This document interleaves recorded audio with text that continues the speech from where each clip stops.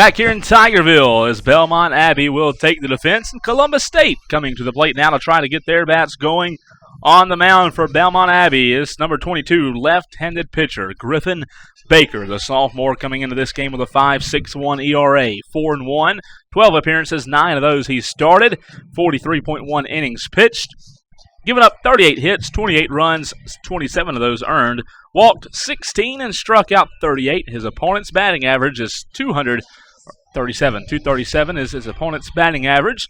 So Griffin Baker will do the pitching duties, will at least start on the mound for Belmont Abbey. And Columbus State due up Grant Berry, Chase Brown, and Mason McClelland. So it should be a really even matchup between these two teams. Absolutely, and just to tack on what we said at the top of the inning, Columbus State 2-0, defeating UNC Pembroke and North Greenville to get here. Belmont Abbey walking off against Wingate and handily taking Lincoln Memorial to get to their spots. These two of the four left on.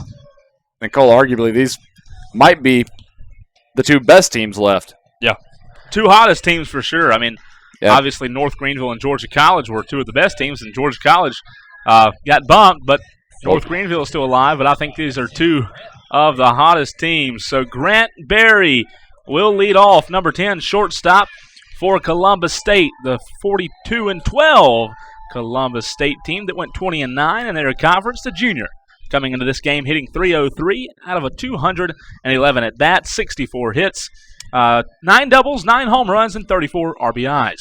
Not too shabby. Not at all. Griffin Baker will fire, and he misses on the first pitch, ball one. If you're just joining us, Belmont Abbey unable to get anything going in the top of the first. McGarry singled, Beinlich hit into a double play, and Rosenbaum flew out to the outfield. Next pitch is going to find the zone, so we are in the bottom of the first inning on a beautiful night for baseball. I mean, this is just a perfect night. Griffin Baker. This one's hit on right up the middle. A nice save. Snag. A throw to first. Not in time. A very nice attempt, however, by Matt McGarry at second base for Belmont Abbey. And there was a throw to Jacob Rowley. Jacob Rowley was there, and a nice throw, but just could not get it in time. So Grant Berry gets on with a single.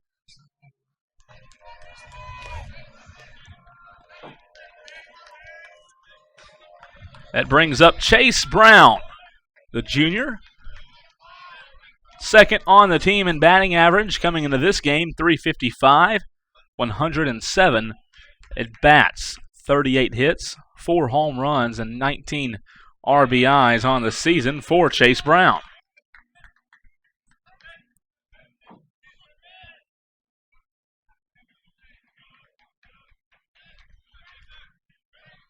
Highest on-base percentage on the team is Chase Brown, a .478 on-base percentage. Does a good job of getting himself on the base path as he watches that one go by for strike one. Beautiful night. Belmont Abbey in their road red, gray pants. Columbus State in their all white. And Abbey bringing the bus, third different uniform they've worn this tournament. I like these. I do. They're nice. They got the all whites and the all blacks that they've already worn. So a 2-1 count. Chase Brown throws right-handed, but bats left. He is a lefty, a runner on. Matt McGarry playing deep at second base. And that pitch does not find the zone, and that'll take Grant Berry back to first base.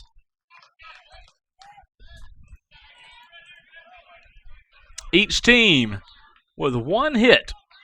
So the chance of a no-hitter is already gone for both teams through this short game we've played so far.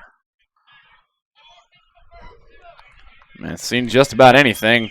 Almost got to an extra innings, immaculate inning. This one's popped straight up in the infield, and tracking it down, making the play is Colin Rosenbaum. And 1 down for the Cougars. Absolutely, and that will bring up number 8, third baseman Mason McClellan, the senior. McClellan batting .308, 221 at bats, 45 runs, 68 hits, 9 home runs, and 60 RBIs for McClellan. Pick off.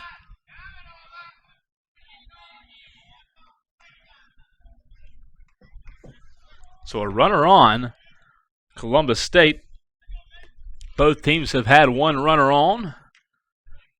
Belmont Abbey hit into a double play in the top of the first. This pitch high.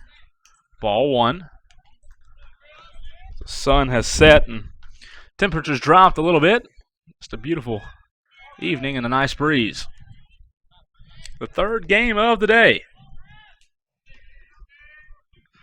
The first game was neck and neck all the way. The second game wasn't until the very end. And the third game, so far, so good. Well, what can you say about the effort Lincoln Memorial just put up against UNC Pembroke? Didn't end up getting the win, but you're talking down 7-0 and then tie it 8-8 in the ninth inning to force extras.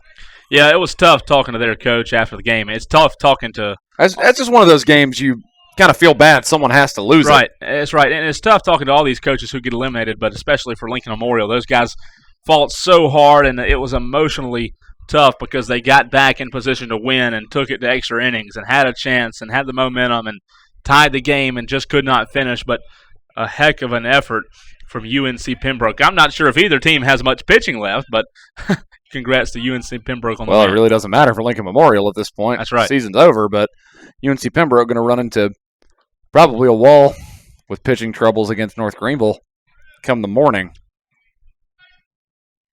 A low pitch. That game right now scheduled for 12, but there has been talks to move it back to 11.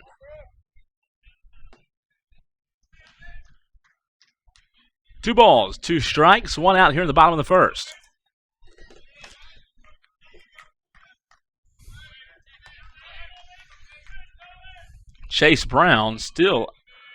McClellan still at the plate. This one's going to be hit down the short. It's going to get through, and that is going to be a base hit, I believe. McClellan's on. Yep, base hit. That'll bring up Austin Farr. Going to hold the runner at second. Didn't get far enough into left field to advance to third, but runner in scoring position.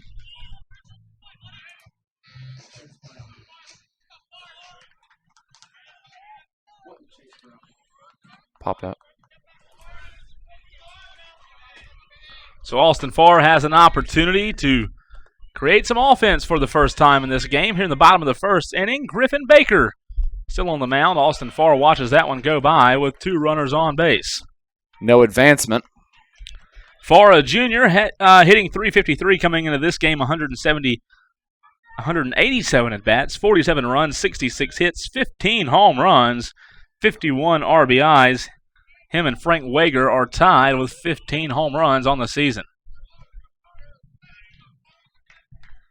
Farr has homered in this regional, and that's when he tied his partner Hager. So two runners on, runner on first, runner on second, 1 ball, 1 strike, 1 out. Bottom of the first. Austin Farr at the plate.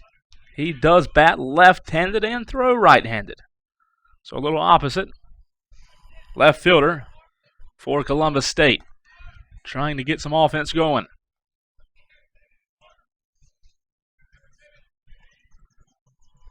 Here's the pitch. It's low, does not find the zone, 2-1 count.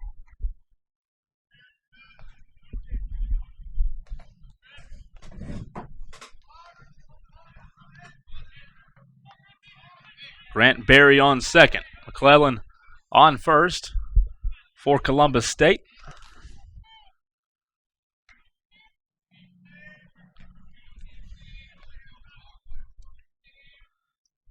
Here's the delivery. This one's going to be a strike. He's hacking for the fences on that one. Yeah, he was. 2 balls, 2 strikes, 1 out. Chance of a double play is still alive for Belmont Abbey.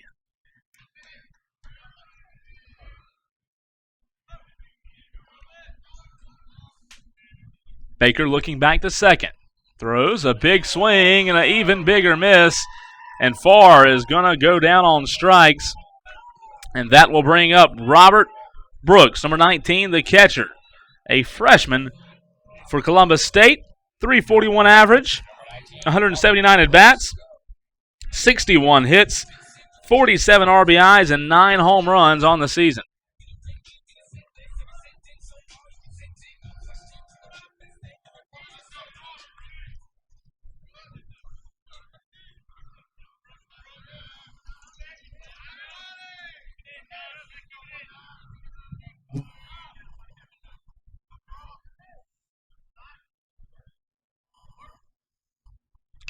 Fouled off down the first base line for Robert Brooks.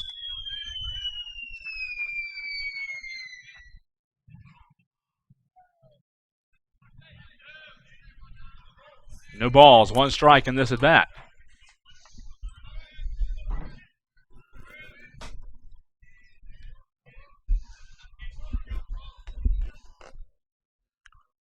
Looks back, delivers outside, and Griffin Baker really taking his time on the mound for Belmont Abbey.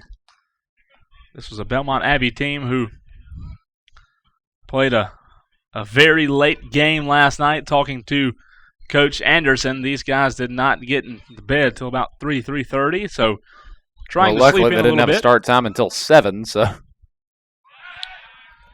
that helps out when you end up playing the nightcap after that. Got a little time to sleep in. 1-1 count, 2 outs.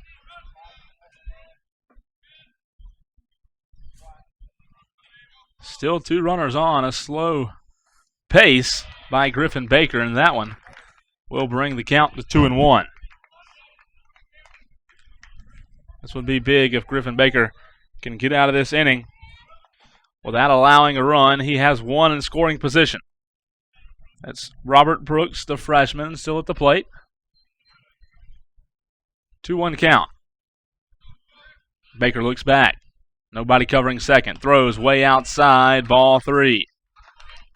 Baker, a ball away from loading the bases. And in this regional, we've seen a lot of pitchers on a short lease, and some of them get pulled in the first, some of them get pulled in the second. But Baker right here has got to really find his command and throw strikes and trust his defense. No kidding. Georgia College, in their 3 games, their starters went 2 2/3, 2 2/3, and 3 full.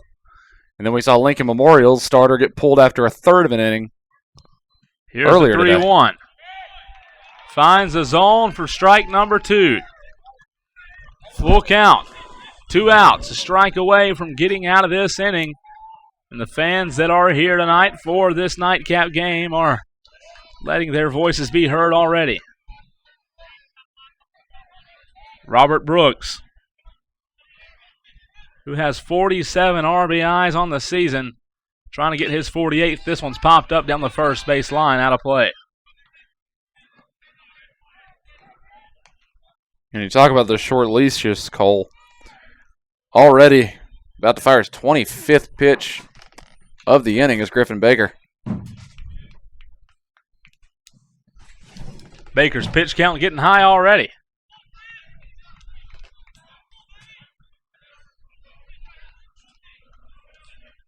Baker getting ready. Here's the pitch. Outside, ball 4, and the bases are juiced in the bottom of the first. This is a Columbus State team that's bats have been alive, haven't been more opportune hitting than stringing things together. That's right.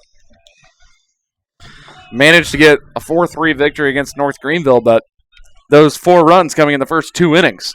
Base on balls for Robert Brooks, and this will bring up Frank Hager, the junior, hitting .269, 212 at-bats, 57 hits, 15 home runs, and 46 RBIs. Pitch to him. Up the middle, 1 run will score. They're sending 2. This one's hit to left. 2 will score, and they're going to hold play at second.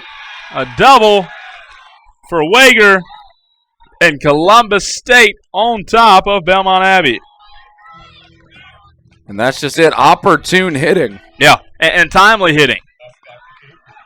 This will bring up Gunner Drennan, the senior second baseman, hitting in the low 260s, 65 at-bats, a very low, the least amount of at-bats for anybody in this lineup. 9 runs, 17 hits, 4 doubles, just 1 home run on the season and 10 RBIs, but a chance to increase his RBI total.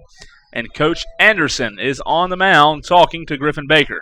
Alan, I had a chance to talk to both coaches before the game while that last game was dwindling on, and Coach Anderson talked about how good this Columbus State team was and that these guys needed to come out ready. And I asked him if he thought that the long night last night had any effect, and he said, well, I hope not. So he's see. Not so sure. That's right. You just never know.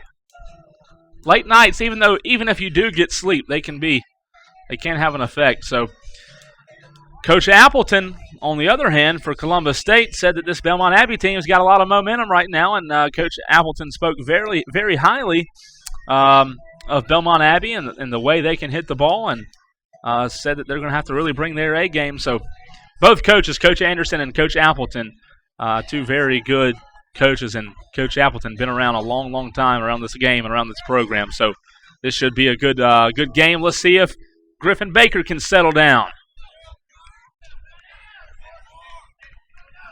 Now with 2 more in scoring position. Drennan, the righty, awaits the pitch from the lefty. Here's the pitch. In the zone for strike 1. Good first pitch. Like you said, Alan, 2 runners on. Brooks and Hager still on the base path. Hager at second. A big lead for Hager. I mean, a really big lead. This one's going to be fouled off down the first base line toward the canopies over there where the athletic staff is set up. They've just done a great job this weekend. A lot of work this past week that's gone into this setup. As far as hosting, just so much that goes into it that people don't realize. This one's way outside from Griffin Baker. The sophomore, Allen, really starting to struggle. You're already getting up there in the pitch count. We just talked about it. About to toss down his 30th. He's only got through 2/3. Not good. 30 pitches in 2/3 of an inning. Not good at all. Baker probably won't see much daylight after this inning. Here's the 1-2. Outside, ball 2. Baker just needs one more strike to retire the side, but Drennan trying to keep this at bat alive, and Columbus State already up 2-0 over Belmont Abbey.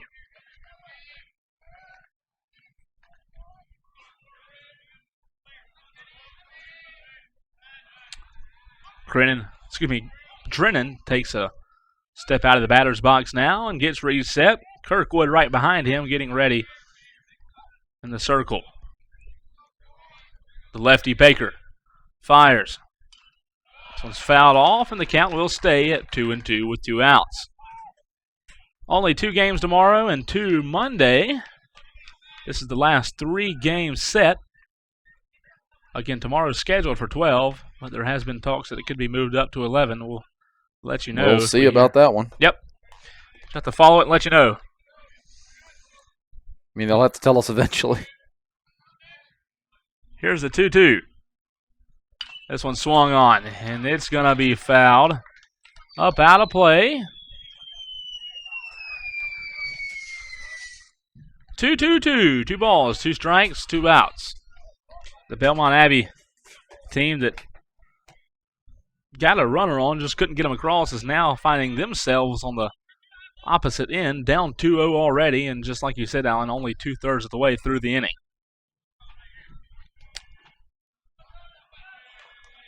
Baker from the windup. This one's going to be hit to right field, and it will be caught in right field, and the inning will finally come to an end as Robert Lathrop catches it, but not before. Columbus State scores 2 runs on 3 hits, no errors, and 2 left on base as we head to the top of the second. Cureton, Yoder, Genty, all due up for Belmont Abbey as we head to the top of the second right here on the North Greenville.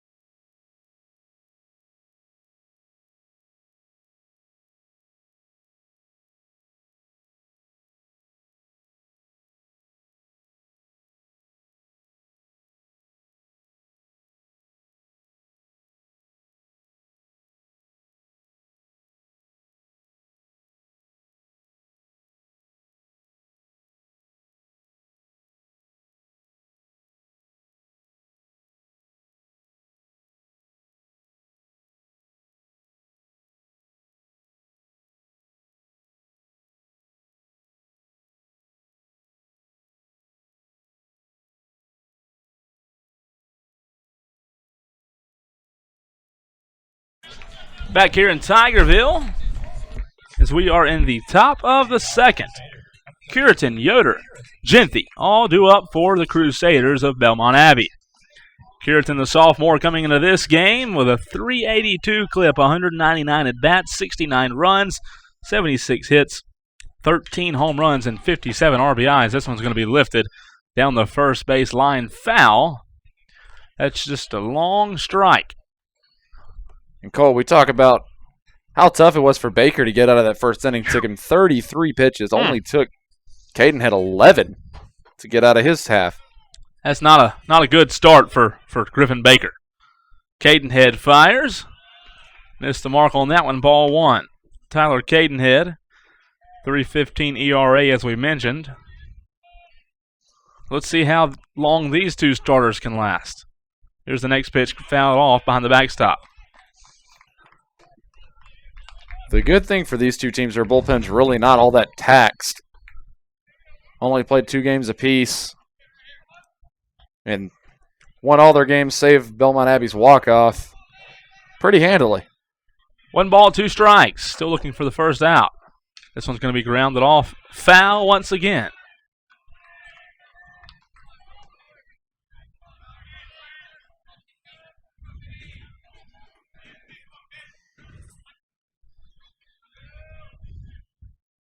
Columbus State sending Perez Knowles to the mound against North Greenville went the distance, so only, I believe, 3-4 pitchers used the entire tournament so far. Yeah, that's very, very good for Columbus State. I talked to Knowles again during that long game, the extra last innings. game, and this one's hit straight Liner. to third for the first out. But yeah, I was still confused about the pitch that Knowles kept throwing that wasn't finding the strike zone, that was breaking off.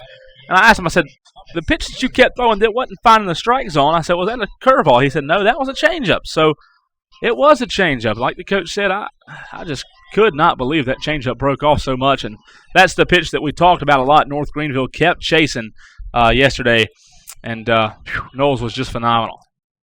And don't be surprised if Columbus State were to win this game. They get a day off tomorrow. First game they would have to play would be at 12 o'clock on Monday. And he'd probably be back. I wouldn't be shocked to see him on the mound for that one, or if they have to, the if necessary game. Yep. So a 1-1 count with 1 out. Here in the top of the second.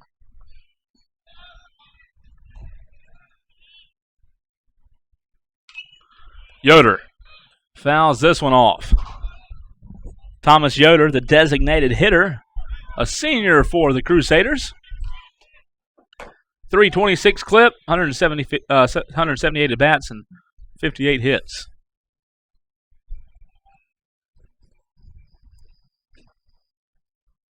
Here's the pitch. Low, and that will be ball 2, so a 2-2 count.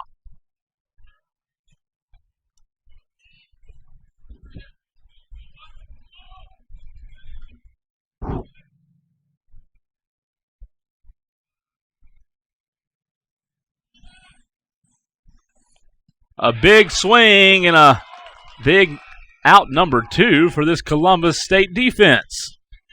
That is the first strikeout of the night for Tyler Cadenhead. That brings up the third baseman, number 8, Josh Genthy, Jr., batting .288. 53 hits on the season, 10 home runs, and 52 RBIs.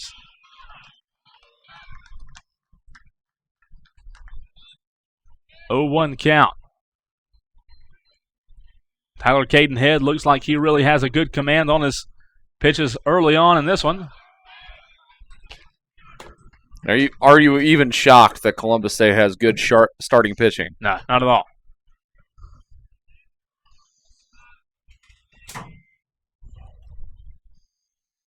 Next pitch is going to be grounded down the first base line. Foul.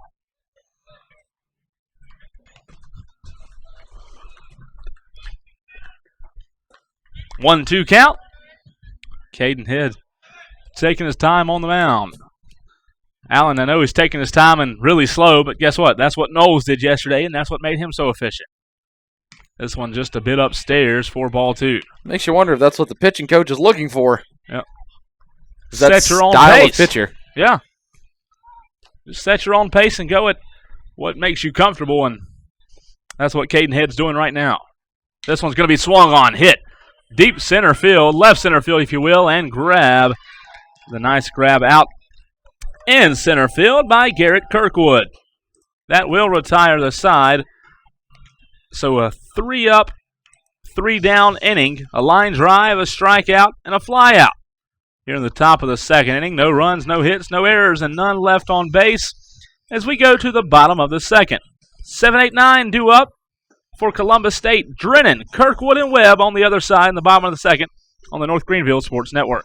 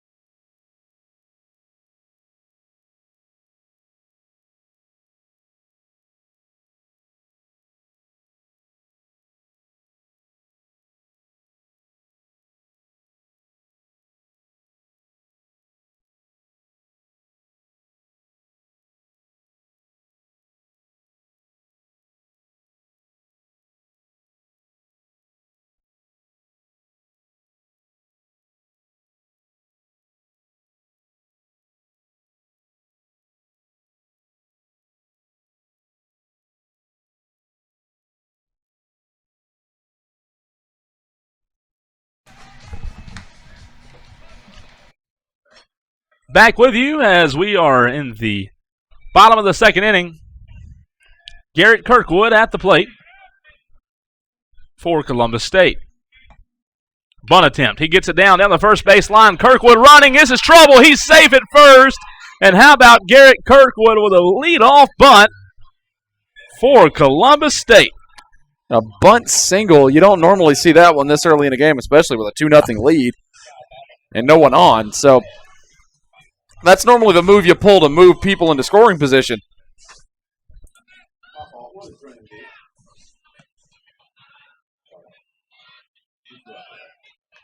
Perfect. I thought he flew out, so Drennan was the one who ended the inning. Last inning, and Kirkwood with a bunt single to start this one. So Webb, that's Drew Webb up to the plate now, a sophomore, hitting .276, 170 at-bats, 47 hits, 7 home runs, and 30 RBIs. Third on the team in home runs. Watches that one go by for strike one.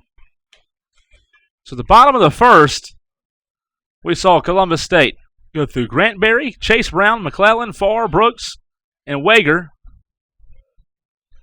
And Drennan flew out to end the inning.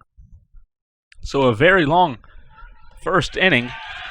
And that one right there is a balk, and Kirkwood will go to second. The first balk of the game. And that's not something you normally say.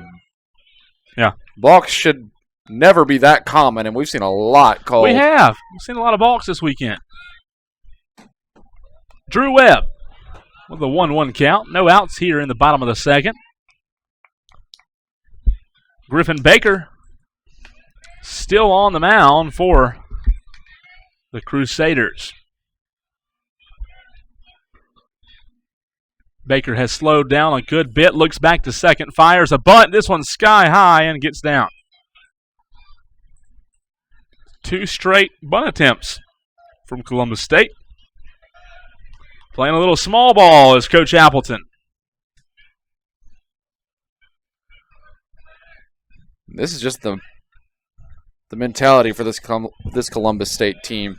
Try and get the ball in play, get to base, and just make your opponent pay for anything and everything. A high pitch from Griffin Baker way upstairs, ball 2. 2 balls, 2 strikes. No outs here in the bottom half of the inning. A big lead by Garrett Kirkwood at second. Nobody covering. Nobody can afford to cover here. You leave a gap. Baker looks back. This one's popped up. Will it stay in play? Drifting at the wall, and it is out of play. They wanted it, but just a bit too far. Good job by Jacob Rowley to get over to the wall, and he was in position. Like you said, just drifted a little bit too far, so the count remains 2-2. Same can be said for Matt McGarry. He went after that one. Yep, sure did.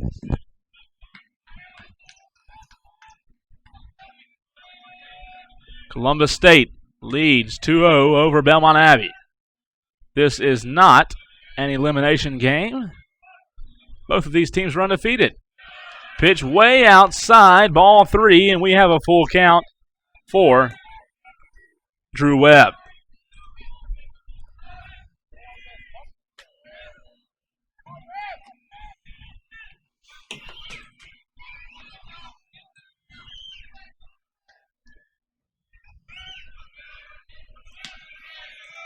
Baker looks back to second. Nobody on the bag, and he'll call time just to keep Kirkwood back on second. Kirkwood with a huge lead, and rightfully so with nobody covering.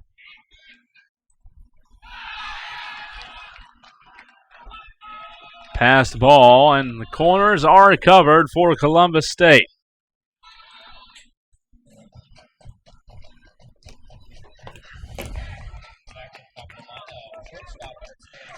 To the top of the lineup we go. Grant Berry singled his last at bat to start the game off for Columbus State. He's back up in the lineup now. And we will have Coach Anderson make his way out, and Griffin Baker's night will come to an end. And that was only 1+ innings, 41 pitches. Yeah, just never had his stuff, and Columbus State did a good job of teeing off on him early. Trying to see the number of the new pitcher. 23. That is Brady Hill, the senior. Brady Hill, the new pitcher, when we come back on the North Greenville Sports Network.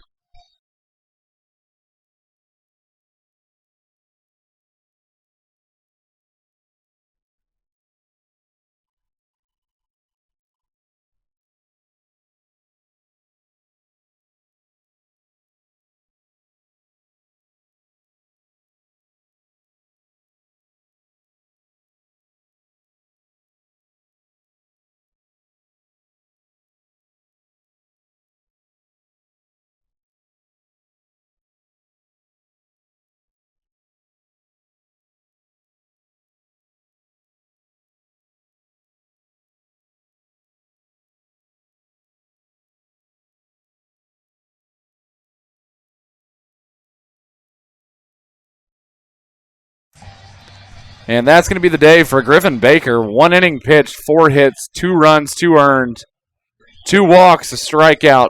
Goes 41 pitches, gave up a double. Not a good start for Belmont Abbey, and Griffin Baker has seen his pitching time come to an end, and like we said, they will have a new pitcher, and it's number 23, Brady Hill, who takes the bump. And crazy enough, throughout this entire regional, just because your pitcher gets chased early doesn't really seem to mean much of anything. Yeah, this has been just a bizarre crazy. Is the word that comes to mind. It has. So to catch you up on where we are, we're in the bottom of the second. Kirkwood got on with a bunt single. Webb reached with a base on balls, and that brings up Grant Berry, the top of the order. He singled back in the bottom of the first. Came into this game with a .303 batting average. 65 total hits on the season for him.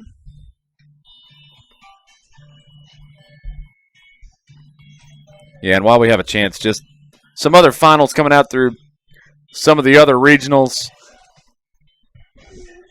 While we have a second in the Central, Southern Arkansas defeated St. Cloud State, knocking them out of the tournament, ending the season for the 6th seed.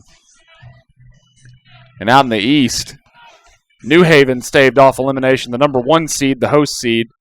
1-0 victory over the 7th seed, knocking them out.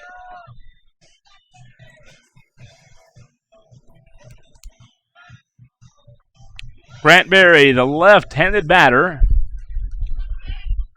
digs in.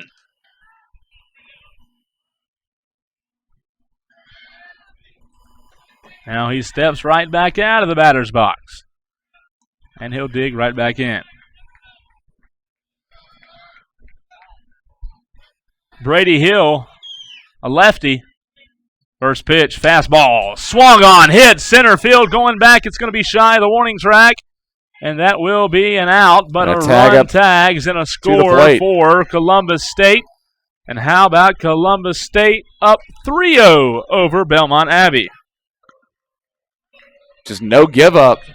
Going to do everything they can. Columbus State, well aware of how good these teams are, had a 4-0 lead on North Greenville in their last game before North Greenville started tacking back at it, got it to 4-3, but just couldn't capitalize any more than that. 1 out. Chase Brown to the plate now. He popped up his last at bat. Brown 0 for 1. He watches that one go by for ball 1. A runner on first.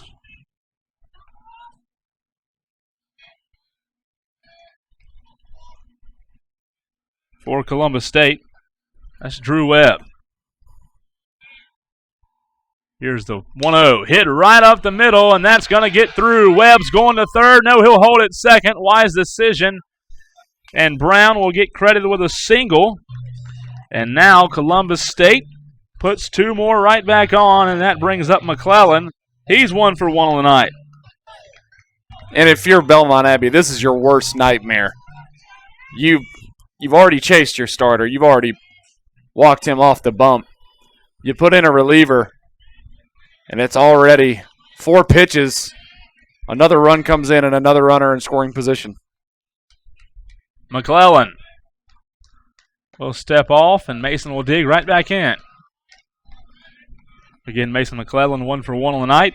Came into the game hitting .308. 1 out. A force at first, second, and third. That ball in the dirt for ball 1. You can see the Belmont Abbey guys a little fatigued already.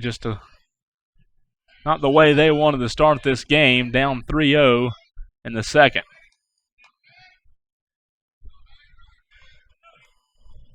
Hill. Hit on, and it's going to be picked up. Tag the bag, throw to first in time. A double play will retire the side. McClellan gets out, but not before Kirkwood gets on with a bunt single. A base on ball for Webb, and a single for Brown. So in this inning, 1 run, 2 hits, no errors, 1 left on base. And that will bring us to the top of the 3rd inning here in Tigerville. Elefante, Rowley, Lathrop all due up in the top of the 3rd. We'll be back on the North Greenville Sports Network.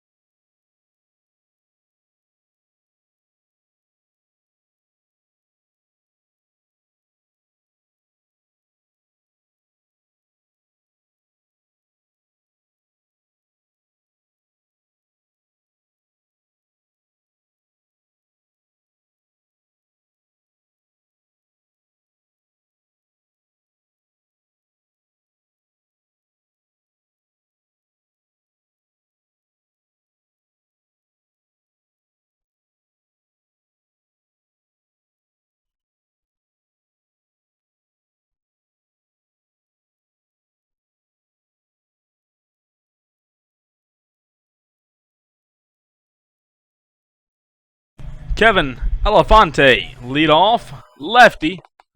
So a right-handed pitcher versus a left-handed batter. Elefante will step out of the batter's box. Yeah, and some other scores coming in from around the country as that one's thrown in for a ball. Quincy University defeating Bellarmine, knocking them out of the tournament in the Midwest. And a 12-inning affair in the South Central. 8, 7, and 12 innings, Colorado Mesa topping St. Edwards. And that staves off elimination. Here's the 1-1. Finds the zone for strike 2. Tyler Cadenhead a little bit ahead in the count. Actually, excuse me, that was the a winner's bracket game out of that. So that's pretty impressive. This one a chopper. Up the gap. Fielded, play, throw to first in time. What a play by Gunnar Drennan. The senior makes a fantastic play to record the first out. Fantastic play indeed. And just to close everything out, California Baptist in the West staves off elimination, defeating Cal State Monterey Bay 17-10. First pitch to Jacob Rowley. Low, the sophomore coming into this game, first baseman. Hitting .275, 52 hits, 14 home runs, and 41 RBIs. Low once again. 2 straight balls from the right-handed pitcher, Tyler Cadenhead. 1 out, here to show for in the top of the third. Here's the pitch. Thought about it, and that will be strike 1.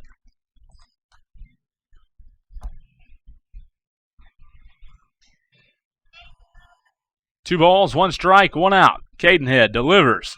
Another strike, no swing, and that brings the count to 2-2 for Rowley. Rowley had a pair of home runs earlier in the tournament. This one swung on, hit to short. Picked up, a long throw across on the run, and the throw is just on the money. How about the defense so far by Grant Berry and company in this Columbus State infield? And just that's that shortstop to first base connection you absolutely crucially need in baseball. Fantastic play in the infield. Right fielder, Robert Lathrop. The junior, 9-hole hitter for this Belmont Abbey team. .252 batting average. 27 hits, 16 RBIs. This one's hit deep left center field. Going back, it is a ground rule double over the center field wall. And that's a big hit from Lathrop. The second ground rule double we've seen today. That turf provides a nice bounce that those balls will take a hop right over the fence. So a runner in scoring position in the top of the order. Back up to the plate, Matt McGarry, who's singled in the top of the first, will come back up.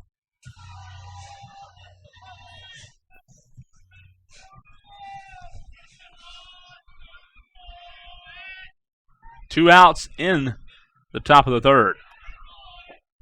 McGarry at the plate. Lathrop on second. A big lead for Lathrop. McGarry watches that one go by for ball 1.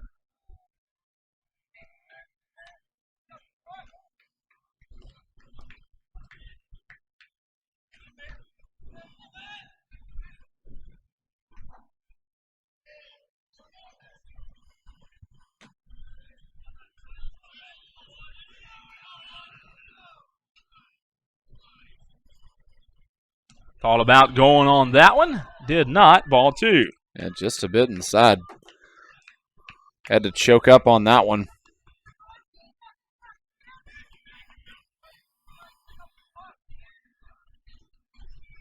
Two balls. No strikes. Tyler Cadenhead, the sophomore, looks down to his catcher, Robert Brooks. Here's the 2-0. Low, ball 3. 3 straight balls from Cadenhead.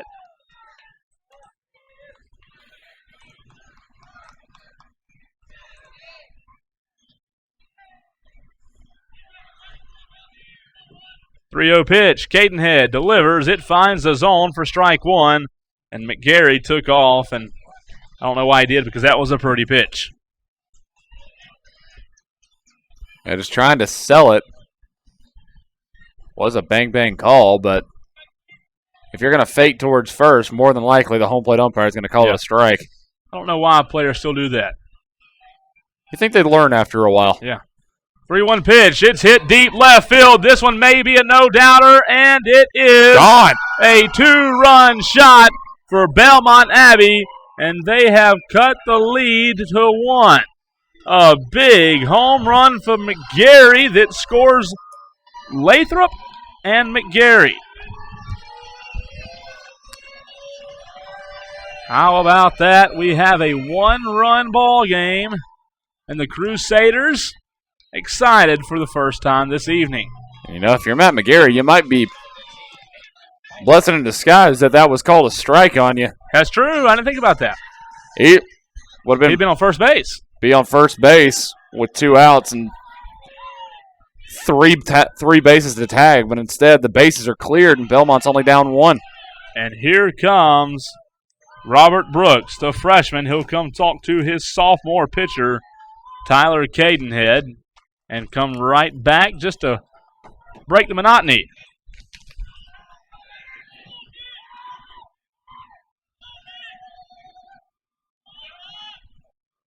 This one swung on and fouled off.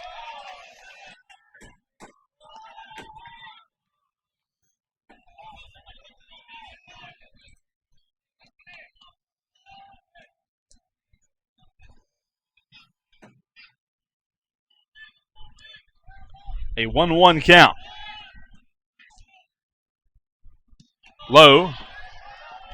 Ball 2.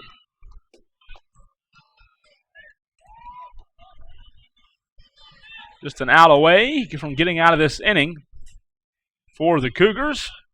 They still trail by 1. This one low, ball 3. Tyler Cadenhead looks a little bit off of his game that he had early on. He's got to be a little bit shook after that home run he just gave up. This outfield position is a neat position as he swings in a swing and a miss, but I think the outfield position's the best for watching a home run because you can just see it lifted and see it carried right over. That was a big home run. There was no doubt off the bat.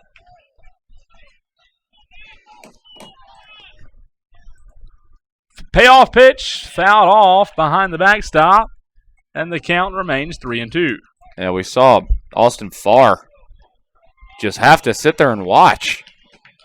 Got to the fence, climbed up, but it was all for naught.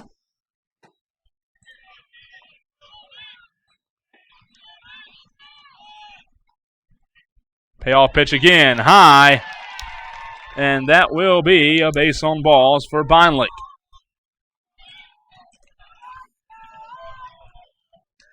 Rosenbaum due up next.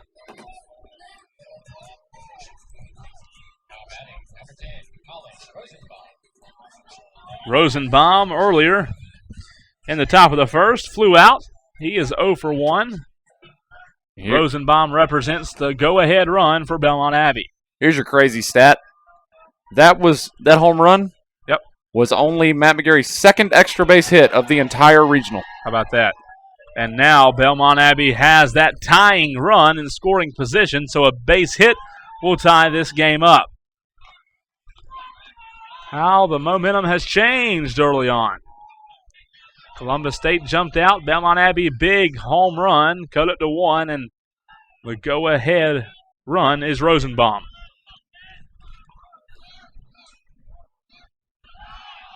Pitcher looks back. Runner goes back to second. And that was interesting. Didn't even fake a throw at him, just kind of flinched at him. Flinched at him. 1-0. Way inside. Did it hit him? Hit him in the arm. It sure did, and the base is now 2/3 of the way full, and the catcher will walk out, and Robert Brooks will talk to Tyler Cadenhead, make sure he's okay. 2 outs, but 2 runners on for Belmont Abbey.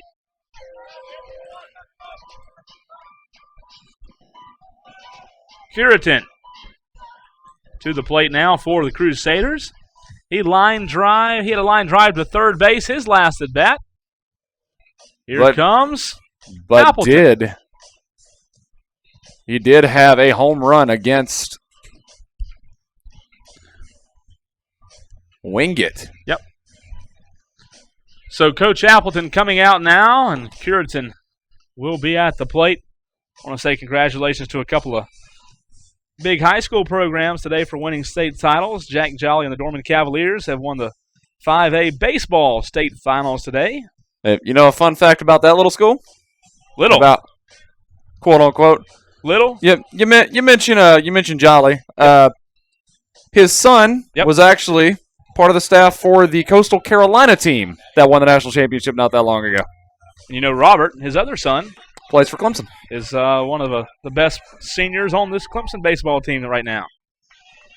So Jack Jolly, congratulations to him. Congratulations to Latta on winning the state championship as well in 2A. Dorman 5A state champs. This one's going to get in there for strike one.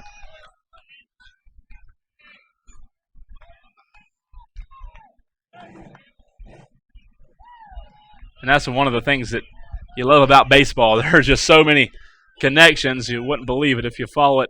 Even at the Division II level, there's so many connections to Division II and Division I. It's just crazy. Yeah, Major League, International, and it's, you name it, there's a connection somehow. Yep. Ball one. Cureton lays off.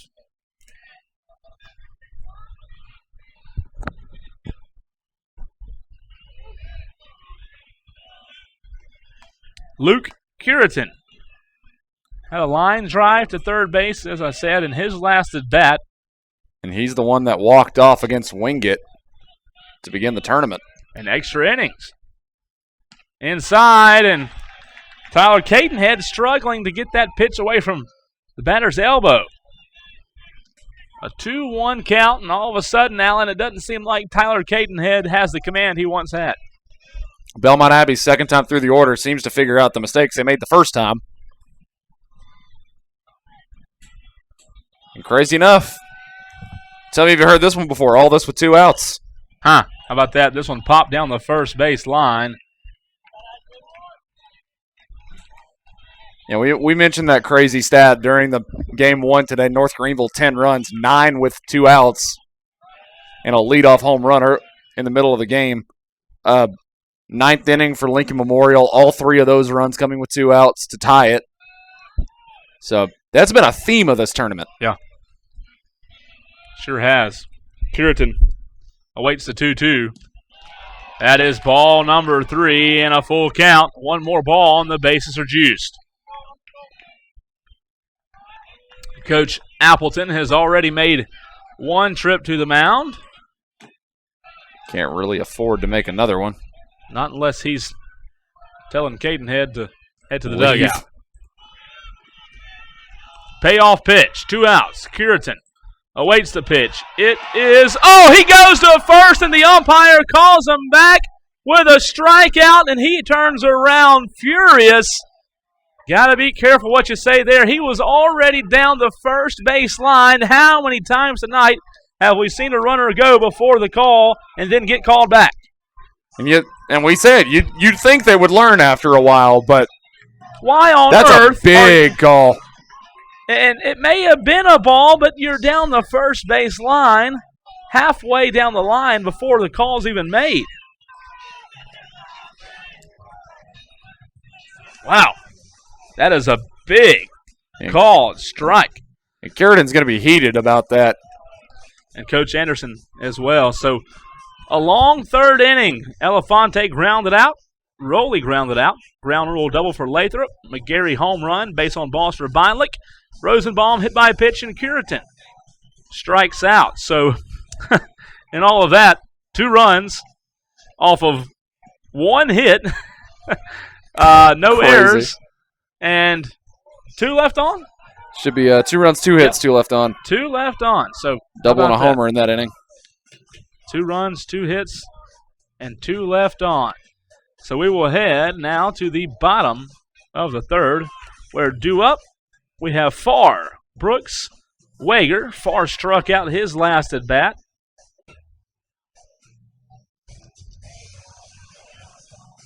So a big third called strike. Very surprising call, but again, we've seen 3 already tonight situations just like that where the batter takes off down the first base line before the call is even made, and whether it's disrespect or whatever you want to call it, the umpires don't like it. It's not just this game; they never have. It's just something that never works out in your favor. So it hardly ever works out in your favor, and especially with this crew, they have not taken it. Home plate umpire Bobby Dunnigan, Gary Keller at first base, Patrick Lane at second, and Lindy Hall at third. A very familiar crew. Yeah, and we talked about this earlier in the tournament. We haven't really tagged it recently, but normally D2 baseball played 2 umpires. Yeah, playing 4 here for a tournament. I love it. You know what? The thing about it is, you have all your bases covered, and you think about it, we haven't had any close calls this whole tournament that have been questionable because you have 4 umpires that can see. And anything that's really been questionable, they have conferenced about. Yep. They've done a great job all tournament, and that's why you have more umpires. And in all different sports, you see people wanting to lobby for more officials, especially in basketball, and I think it would help because these 4 umpires being on every corner of the field here have done a very good job. That one way inside for ball 4, a base on balls for Austin Farr. And Farr waited. He absolutely waited on the call that time. Maybe a learned lesson. Learning from others' mistakes. Yep. Brady Hill still on the mound for the Crusaders of Belmont Abbey. It's 3-2. Columbus State on top. And Austin Farr on first base. Robert Brooks, the freshman, to the plate now. And his last at-bat, he was walked. That was back in the bottom of the first. This one swung on, hit to short, a flip to second. In time, a throw to first. In time, a double play, and that is an easy turn 2 for the Crusader defense. And 2 outs. And that's something that's going to make them not forget, but set aside what happened. Yeah, the top half of the inning. First baseman number 18, Frank Hager, the junior. Up next, his last at-bat was in the bottom of the first. He doubled. See if he can get a 2-out rally going. He lays off of that one. And ball 1 for Brady Hill.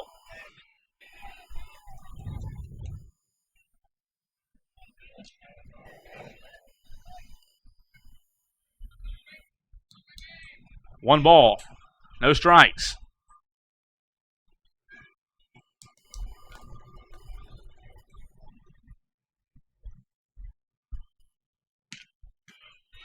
Inside, ball 2.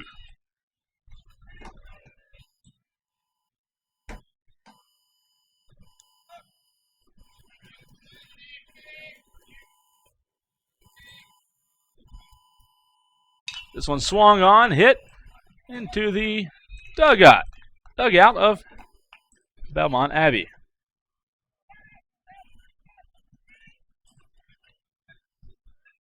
No runners on the base path. The humidity starting to set back in.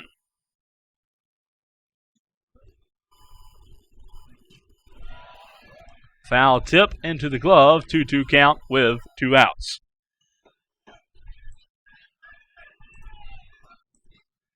Looking at the forecast, there is none of the wet stuff in sight tonight. Compared to what we had last night, that is a good thing. If we do get any, it will be just some light stuff tonight, but what a great day we've had as far as the weather goes.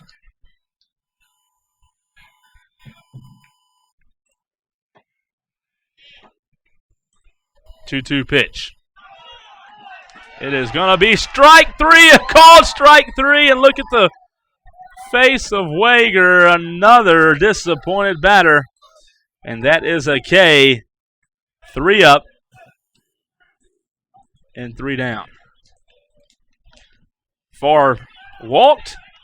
Brooks grounded into a double play, and Hager will go down. No runs, no hits, no errors, and none left on. We head to the top of the 4th.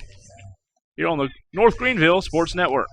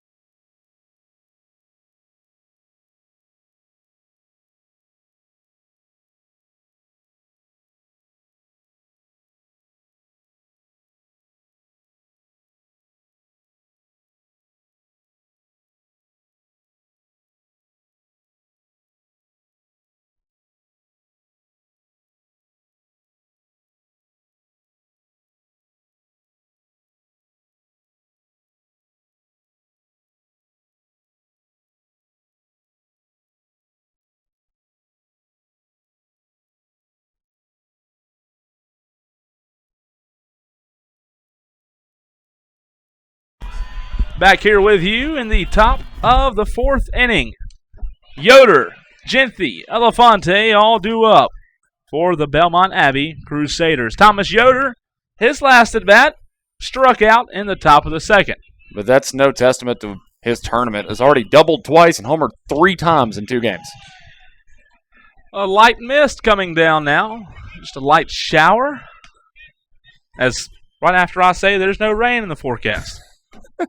You can't trust the apps nowadays, I guess. But this will be nothing to be alarmed about, as that pitch from Cadenhead is behind the catcher. 2 balls, 1 strike.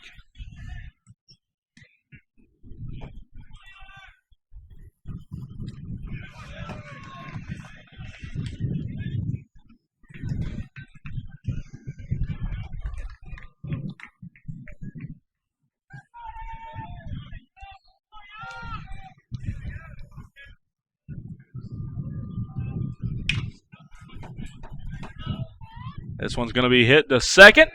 A throw to first in time. And a nice defensive play to record the first out.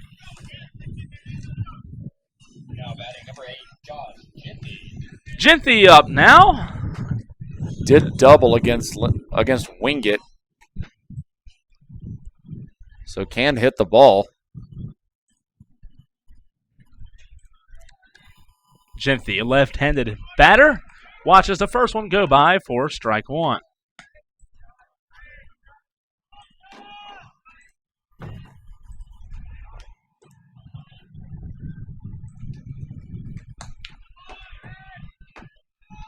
One ball, 1 strike.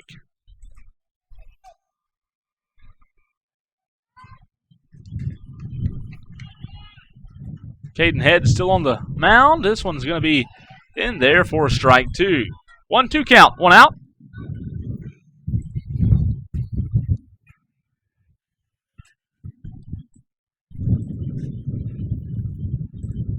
Here's the 1-2. Low inside. As we are in the top of the 4th. That's how good I am, Alan. I say the rain's not in sight, and as soon as I say it, the rain comes down. I mean, my goodness. Full count.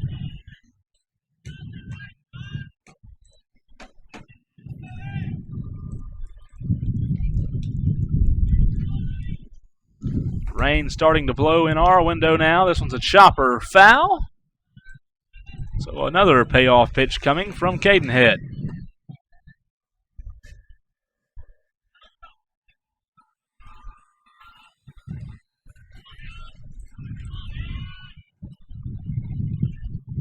Here's the payoff. Swung on, hit the short. Picked up a throw in time, and a pretty accurate throw to first to record the second out. Back to the plate after number 3, Evan Elefante. Elefante up to the plate now. The rain has all of a sudden picked up tremendously. And I hate to say this, but it kind of reminds me of last night's rain. Please don't say that one. I know it. And the game is being called. Yep. Here is a delay. How about that? Well, I guess this is my fault. I apologize for counting the chickens before they hatched, and all of a sudden we are in a rain delay. We'll let you know where we are. It's 3-2.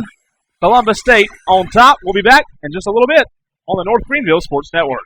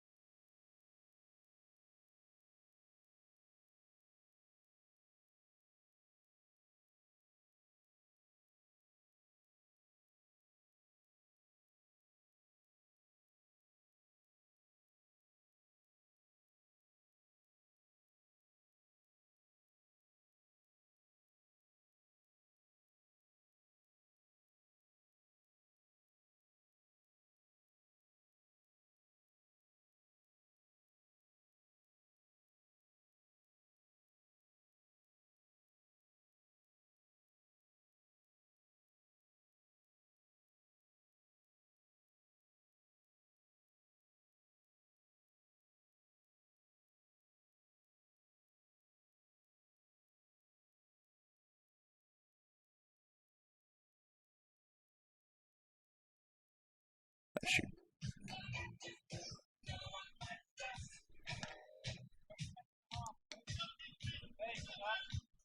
Just about ready to get back here, underway, after a short rain delay. Yoder and Genthi both grounding out for the Belmont Abbey fourth. 1-0 count to the catcher and Elefante.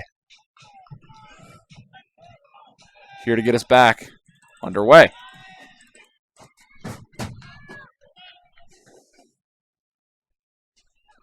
And this one's fired in for a strike.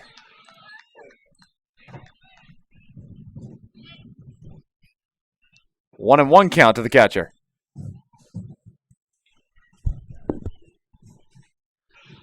And that one just catching the bottom of the zone. 1-2.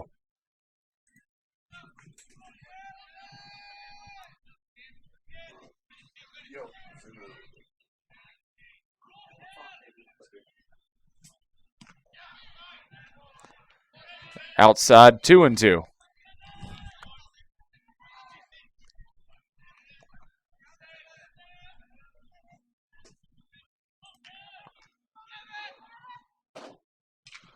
And that one fouled wide of third base, but it's on a rope.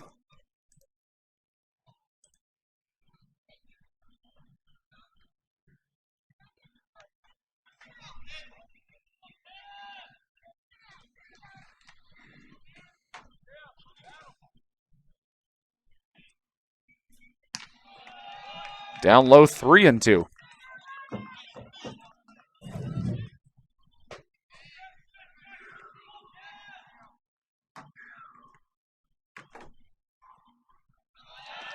And that's a walk.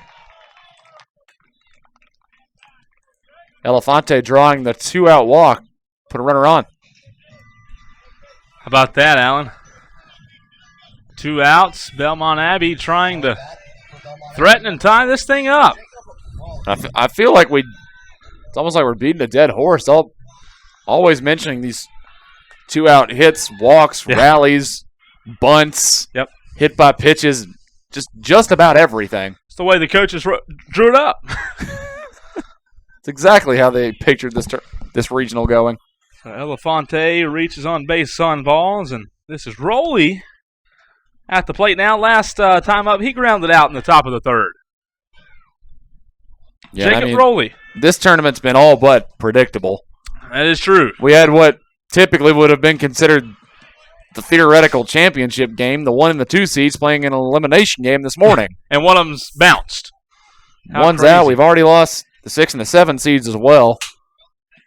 So 3 teams have been eliminated, and tomorrow, does that mean there's 4 left? There's 4 are left. 2 are here, and then UNCP and NGU will be playing in the morning. So that's it, just 4 left. Yeah. The South Atlantic Conference, all of their representatives have been bounced. Only one's left. North Greenville and Belmont Abbey, the 2 Conference Carolina schools, are still both here.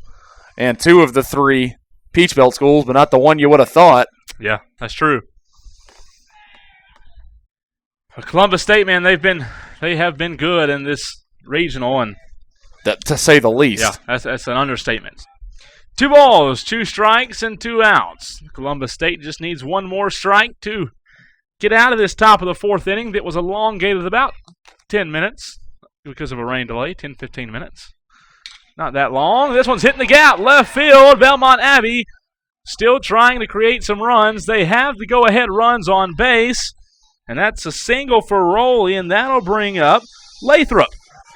And here we go again. 2-out rallies. And Lathrop had the ground rule double that led to the McGarry home run back in the top of the 3rd. Lathrop is the 9-hole hitter. 2 runners on, one of those in scoring position for Belmont Abbey. A base hit would most likely tie up this game. 3-2, Columbus State on top. If you're Belmont Abbey, you got to take advantage of these situations.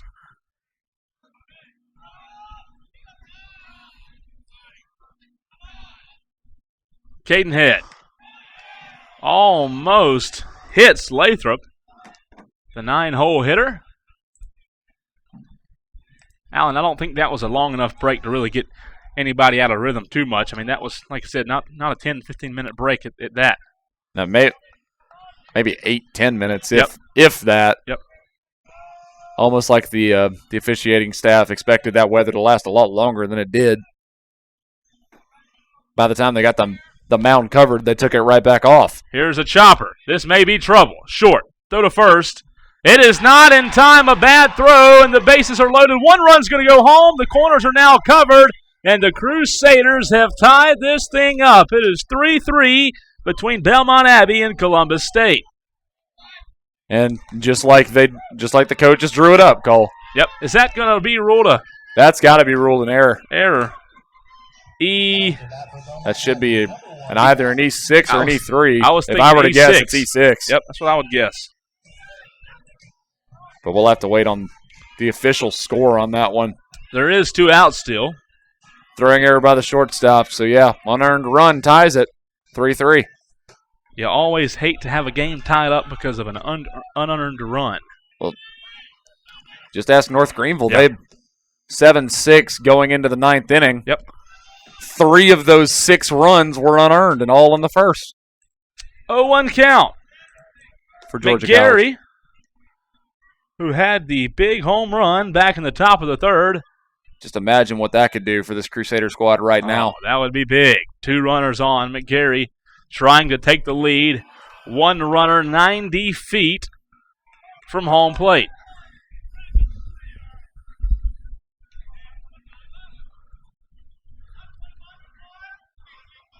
Number 1 at the plate. 1 ball, 1 strike.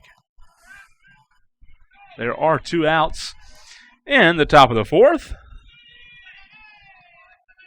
And every time it rains, that humidity just sets in big time. So sticky. Welcome afterwards. to South Carolina. Yeah, no kidding. Outside and low, ball number 2, so a 2-1 count. Can Tyler Cadenhead somehow get out of this inning?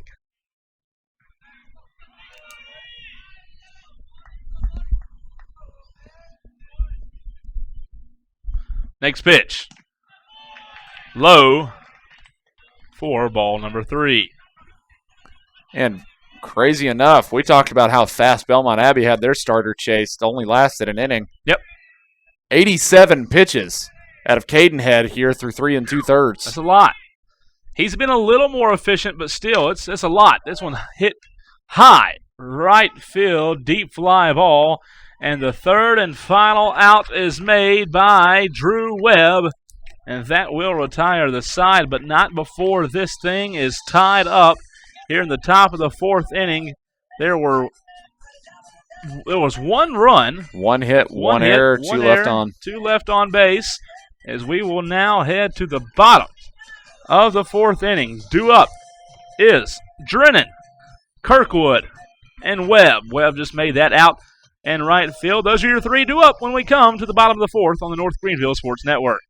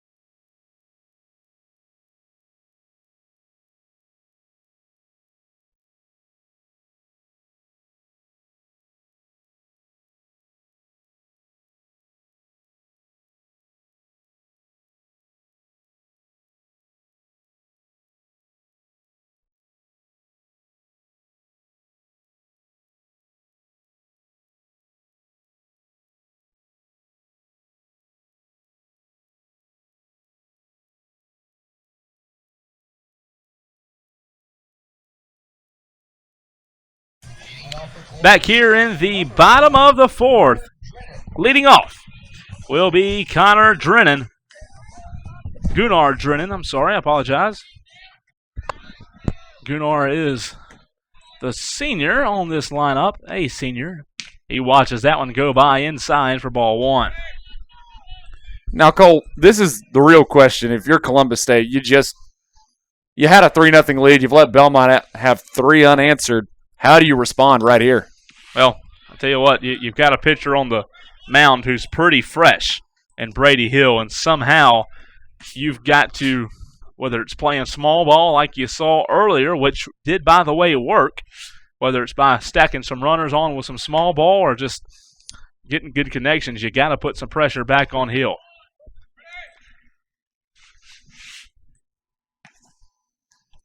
But what a good game so far. A couple of lead changes, and now we are all knotted up at 3. Sounds familiar, don't it?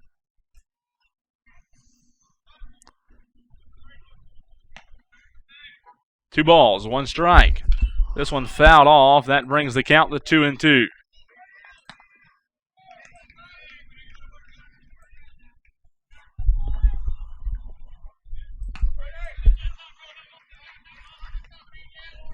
Drennan, in his last at bat, flew out. He is 0 for 1. This one hit to third, a throw to first, all the way across the diamond in time. A nice throw by Josh Genty. Yeah, just doing his job over there at third. We've seen some great plays from that spot all this week. Yep, we have, and that will bring Garrett Kirkwood to the plate. He got on because of a bunt single in his last at bat. He is the 8-hole hitter, center fielder for Columbus State.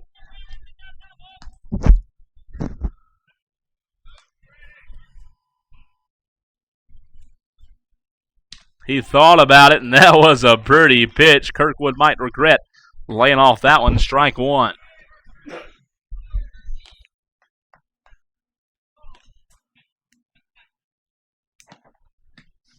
This one's hit to center field, and that will get down for a base hit. Garrett Kirkwood gets on base. That brings up the 9-hole hitter for these Cougars, Drew Webb. Right fielder, number 11. Came into this game hitting a clip of 276. His last at bat, he was walked. So 100% on base percentage, if you will, for Drew Webb tonight. We'll see if he can get some runners moved over.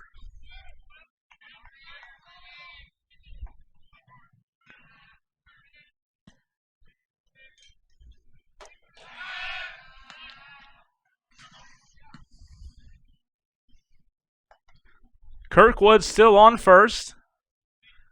13 of 16 on the season in the stolen base category.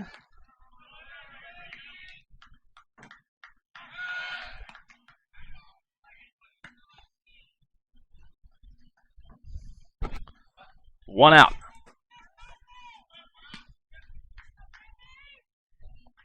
We are in the bottom of the 4th.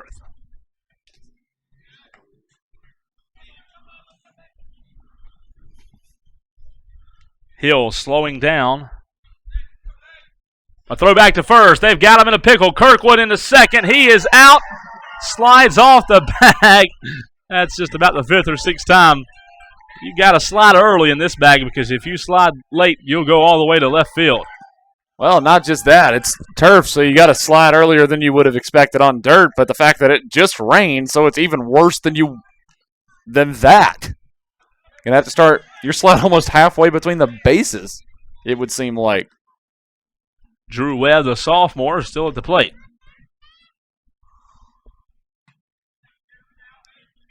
.136 caught stealing. Again, Webb got on because of a walk his last at bat. He watches that pitch go by. A lot of high heat. Ball 1. The first game today was 9 innings. The second, 11. Today, in this game, or tonight in this game, we're tied 3-3 in the 4th. 2 straight balls from Hill.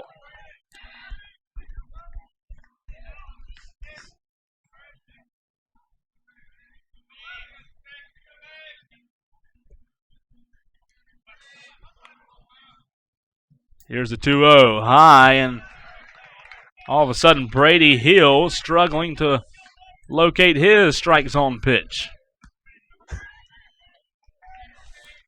3 balls, no strikes, 2 outs. Bottom of the 4th. Here's the pitch. Strike number 1 of the at-bat. That is to Drew Webb.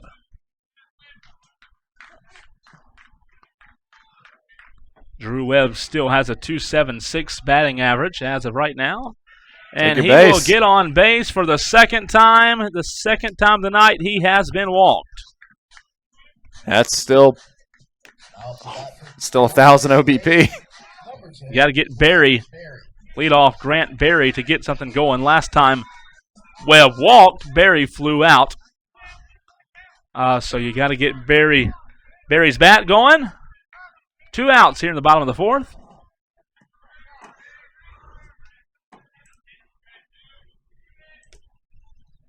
First pitch, ball 1.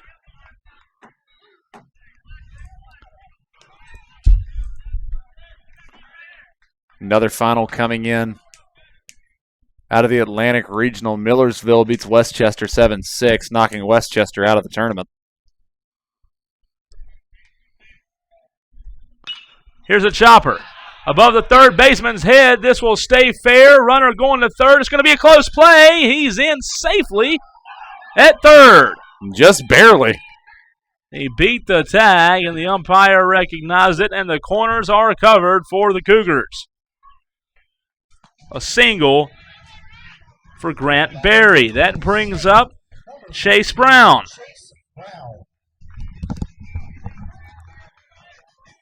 And just some facts coming from the truck, Cole. Just think about that caught stealing right at second. That would have been a run. Yeah, could have been. Bottom of the second inning, Brown singled.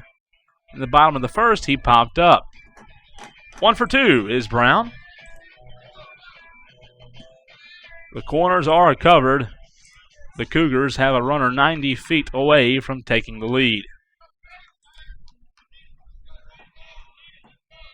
Again, not an elimination game, but still a very important game, as the winner does not play tomorrow.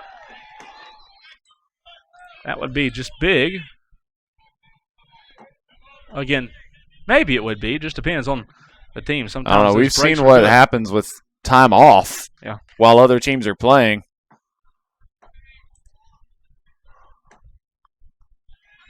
Conference Carolina schools having 2 weeks and more between. Yeah. And I believe I heard earlier that the host team has not won this thing in over 3 or 4 years. And I was talking to somebody earlier, and that might be a reason, just because you have such a long break. You have that first game bye. You really aren't in a groove. You aren't in a rhythm. You don't have any momentum. You don't have much swagger. And you saw North Greenville, who had that day off on Thursday, have that problem a little bit. Looked a little flat on Thursday. Looked better today. Got the win today, which puts them in a potential doubleheader tomorrow. But a lot of times, and they've managed to get out of that doubleheader, have to win another doubleheader the next day. Yeah, and a lot of times the teams that do the best in these tournaments are just the teams that get hot and put together some streaks back-to-back days. So the Crusaders would have to win. The Crusaders of North Greenville would have to win 4 in 2 days, and that is a big strike right there on a big swing. That brings the count to 2-2. Yeah, and one other final I see coming out of the Midwest. Old Dominican University 13, Ashland University 7. 6 seed bounce out of the Midwest. Chase Brown awaits the 2-2. One more strike, and Belmont Abbey retires aside. Is that it? Nope. Foul tip. Staying alive on the foul tip. Count remains 2-2. Again, a runner on first and third for Columbus State.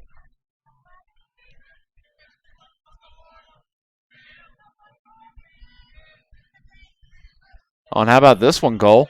What's that? Out of the South Central, 1 seed. If I'm not mistaken, the 1 seed, West Texas A&M, out. How about that? Taking a loss to St. Edwards Friday afternoon and losing, what is that, 2-1 in 10 innings to the 5 seed today. You never know what can happen. So already a 1 seed bounced out of one of these tournaments. Never know what can happen in the postseason. Payoff pitch from Hill on the way. Runner goes, but it does not matter. A big swing and strike number 3 as Hill walks off the bump with a big strikeout of Brown. And that will retire the side. So a ground out, a single, a walk, another single. And in that inning, no runs, 2 hits, no errors, and 2 left on. We will head to the top of the 5th inning. Coming up is going to be Beinlich, Rosenbaum, and Cureton for the Crusaders.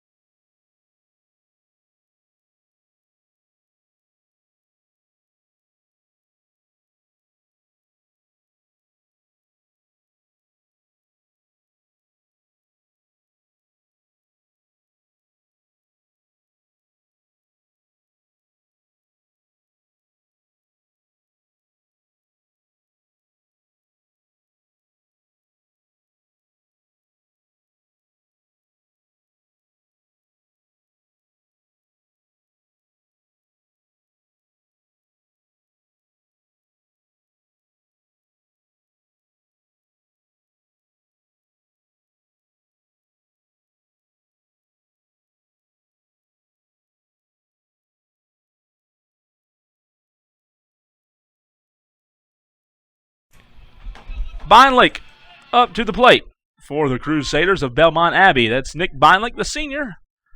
Came into this game hitting .340. This one hit to third. A nice stop. A throw to first in time. And what a glove over at third by Mason McClellan, the senior, with a 1 pitch, 1 out.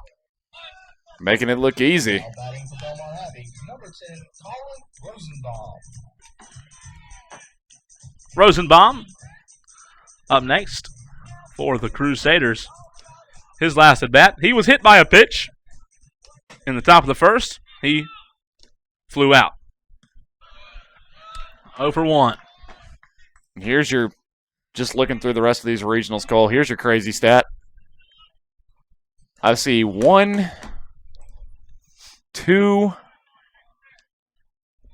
I think 3 1 seeds get bounced out already. That is a lot.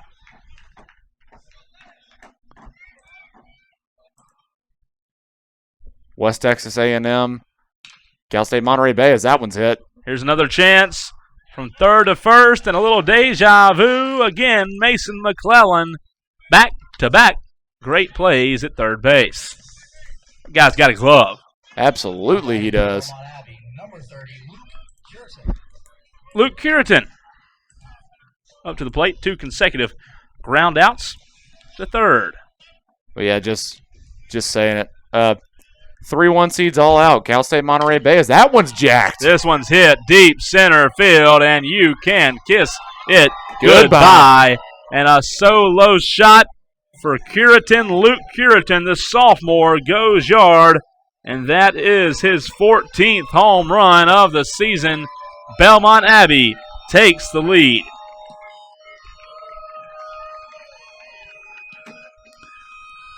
Just an absolute no-doubter from Luke Cureton. Now batting for Belmont Abbey, That's a big hit. Huge. Thomas Yoder due up.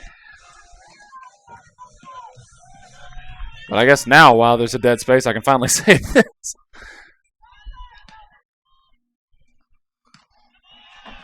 First pitch, ball 1. Cal State Monterey Bay, West Texas A&M, and West Chester, all 1 seeds that have been bounced in the tourney already. Here's the 1-0. Gets away. And I know of, obviously, North Greenville here is also New Haven. At least 2 of the remaining 5 1 seeds are in the losers bracket. It's a good bit. So just like what you said about these days off, even though not all of these are the same. High and inside. D2 tournaments split up 56 teams, which evenly you could spread across 8 regionals of 7, but that's not how it's done. It's 2 of 6, 2 of 8, and 4 of 7. This one's going to find the zone. 3 balls, 1 strike, and 2 outs. Columbus State just an out away from retiring the side. We are in the top of the 5th.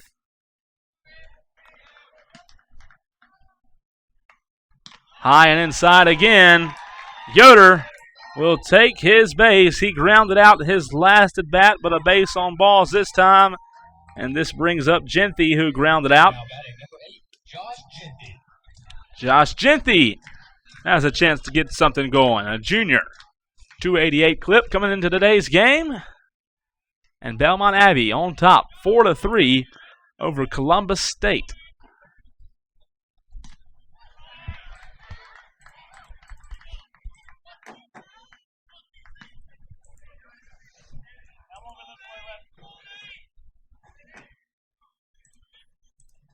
Pitch 100 coming right here for Cadenhead. How about that?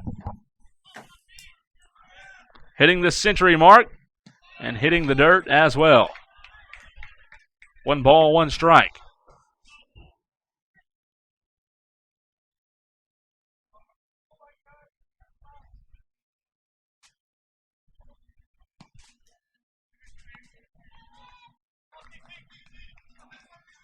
And just what can you say about this Belmont Abbey offense? Down 3-0, shook it off. 4 unanswered so far for the Crusaders. That's big. So North Greenville will end up playing one of these teams. Well, that's eventually. That's only if they are That's right. able to knock off UNC Pembroke Tomorrow morning. Got to knock them off first. That's right. One step at a time. So UNC Pembroke and North Greenville tomorrow, I think 12 o'clock. That should be the 12 o'clock game, and then the 3:30 game is the winner of that versus the loser of this. Should be a couple of good games tomorrow. This one's hit down the third base line, out of play. And Cole, we talked about this earlier, and yeah, you kind of hit on it about how maybe that bye isn't necessarily for the best. Yeah. North Greenville, if they were able to, as the host seed, as this one's fired in This and one's hit right field, right to Drew Webb. A nice catch out in right field by Drew Webb to retire the side. A ground out the third, a base on balls, a line drive, but a home run. So we will go to the bottom of the 5th. 1 run, 1 hit, no errors, and 1 left on base. Due up on the other side is McClellan, Farr, and Brooks in the bottom of the 5th here on the North Greenville Sports Network.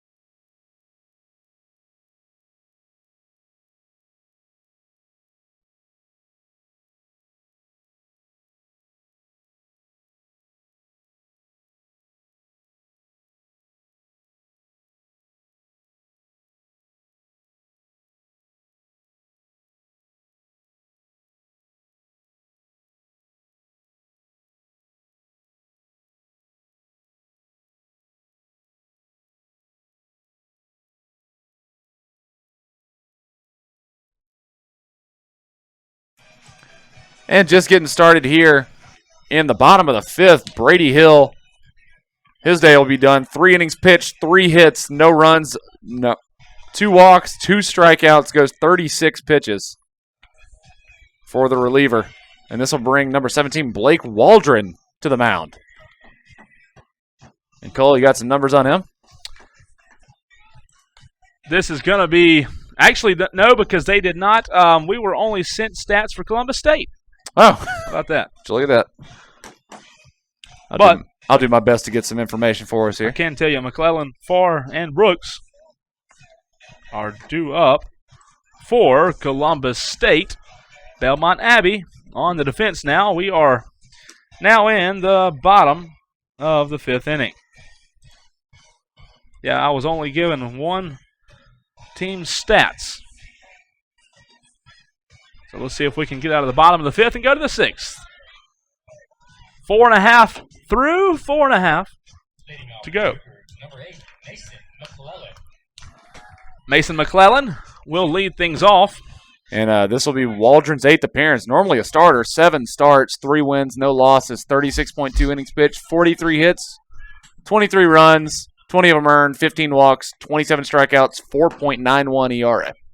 McClellan 1 for 2 on the day with a single. Watches that go by for strike 1.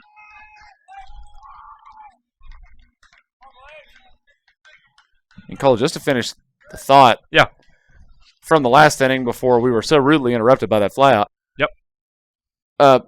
You talk about how maybe that 1 seed is not necessarily for the best out of these 7-team versions, the 4 7-team tournament brackets.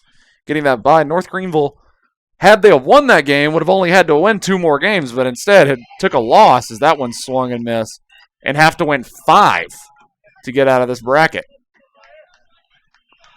That's interesting and kind of sad. I mean, weird. Just had that's the same. You got to win when you can, but I mean, the other 6 teams will have to win 4 games. Yeah, if they want to win. Sometimes 5. If they lose early. 2 balls, 2 strikes. McClellan puts it foul. Mason McClellan, the senior, 1 for 2, as pointed out a minute ago. And I honestly don't know how he even made contact with that one. Looked like he just took a golf swing at it. I don't mean that in like the figurative baseball tense. I mean like literally he hit that on top of the plate.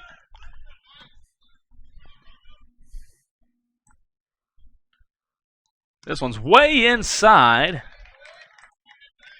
2 balls, 2 strikes, no outs. McClellan with a good eye. 3 balls, 2 strikes. Full count, loaded up. Scoreboard hadn't changed yet. That's why it fooled me. Been there. Payoff pitch. It is a ball. That will be ball 4. And you see these teams, they're not assuming they're getting walks anymore. They're waiting for the signal to walk over to first. Well, you learned that the hard way earlier on. So a base on balls for McClellan. Far to the plate now. And Farr's already homered in this tournament. If I'm not mistaken. He has. A big swing and a big miss there from Austin Farr, the junior, tonight. Earlier in his last at bat in the bottom of the second, he was walked. Back in the bottom of the first, he struck out. 0 for 1 tonight.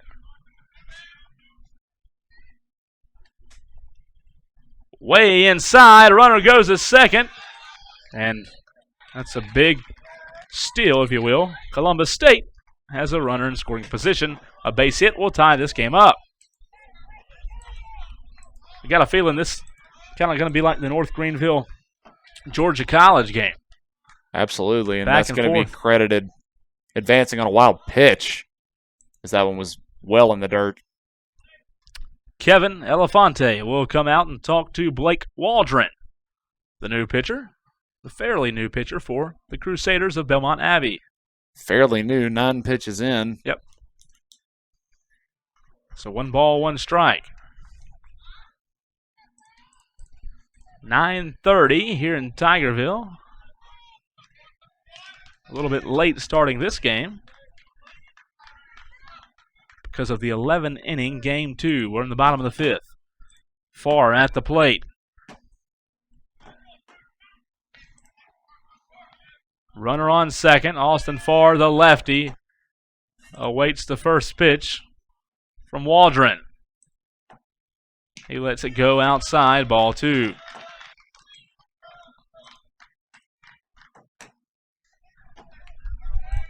Waldron, like we said, has not been in the game long, so it will be interesting to see if he can find the zone sometime here soon. And that game earlier, 1 of 9 in this entire tournament to go to extras. A big swing. Strike 2. Didn't quite match the the marathon affair California Baptist and Azusa Pacific put up on Thursday, 7-4 and 15. Thankfully. But how about this one? I just caught on to South Central bracket have played 8 games, and 4 of them have gone 10 innings or more. Did he go? Yes. He sure did. 1 away. Farr will go down on the strikeout, and that'll bring up Robert Brooks. But Brooks' last at bat came in the bottom of the third. He grounded into a double play. In the bottom of the first, he walked.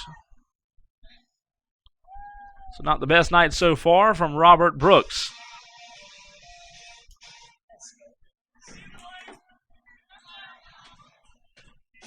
Up to the plate, number 19, Robert Brooks. As we said, a base hit will most likely score McClellan on second.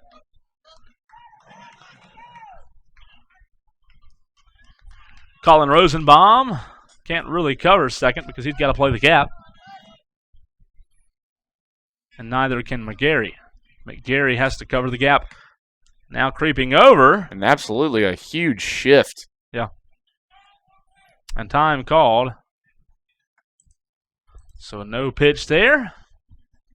Still 1 out in the bottom of the fifth. Yeah, looking at Genthy playing right on the line. Rosenbaum playing shallow left. And McGarry is just about, 4 steps right of the second base bag? Yeah. And also Rowley's guarding the other line, so huge shift on up against the catcher Brooks. This one's fouled off down the first base line, back toward the hill down the first base line.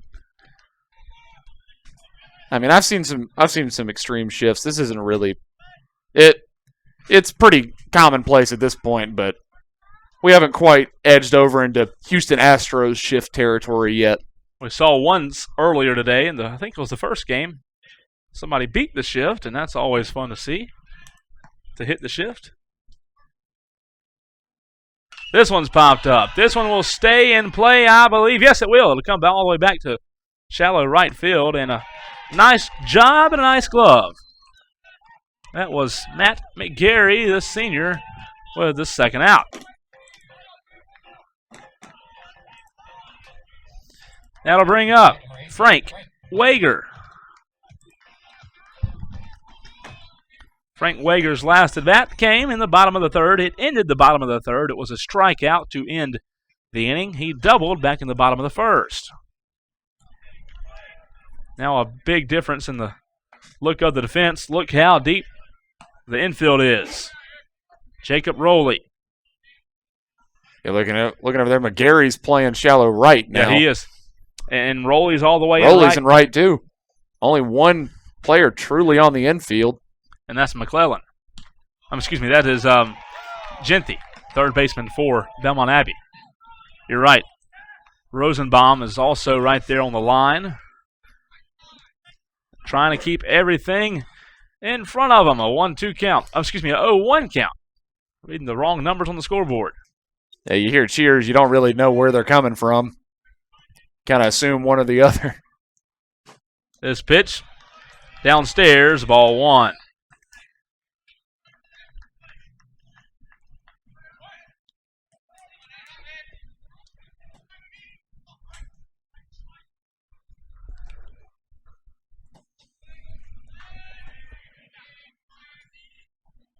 Belmont Abbey took the lead. They lead 4-3. 5 hits on the night for Belmont Abbey. 7 for the Cougars. That pitch. Strike. 1 ball, 2 strikes, 2 outs. A strike away from retiring the side are the Crusaders.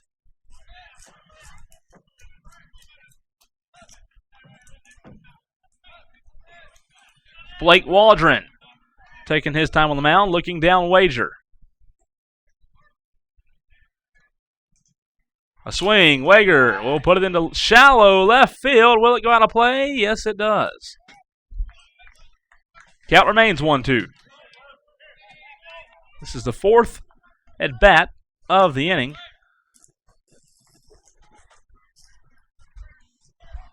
An out away of heading to the sixth.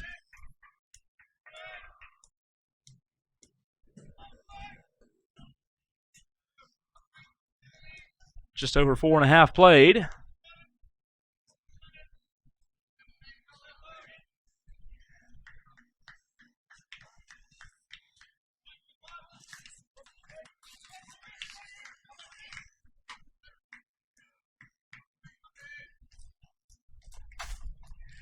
And Blake Waldron taking his time, and he will have Kevin Elefante, the senior catcher, come out and have a word with him. A little miscommunication, and home plate umpire Bobby Dunnigan will come break up the party.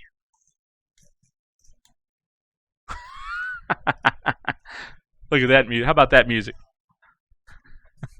The Jaws theme song is PA guys having a little fun. As the umpire. That's good. 1-2 count. A base hit could tie this thing up. A strike will keep Belmont Abbey on top.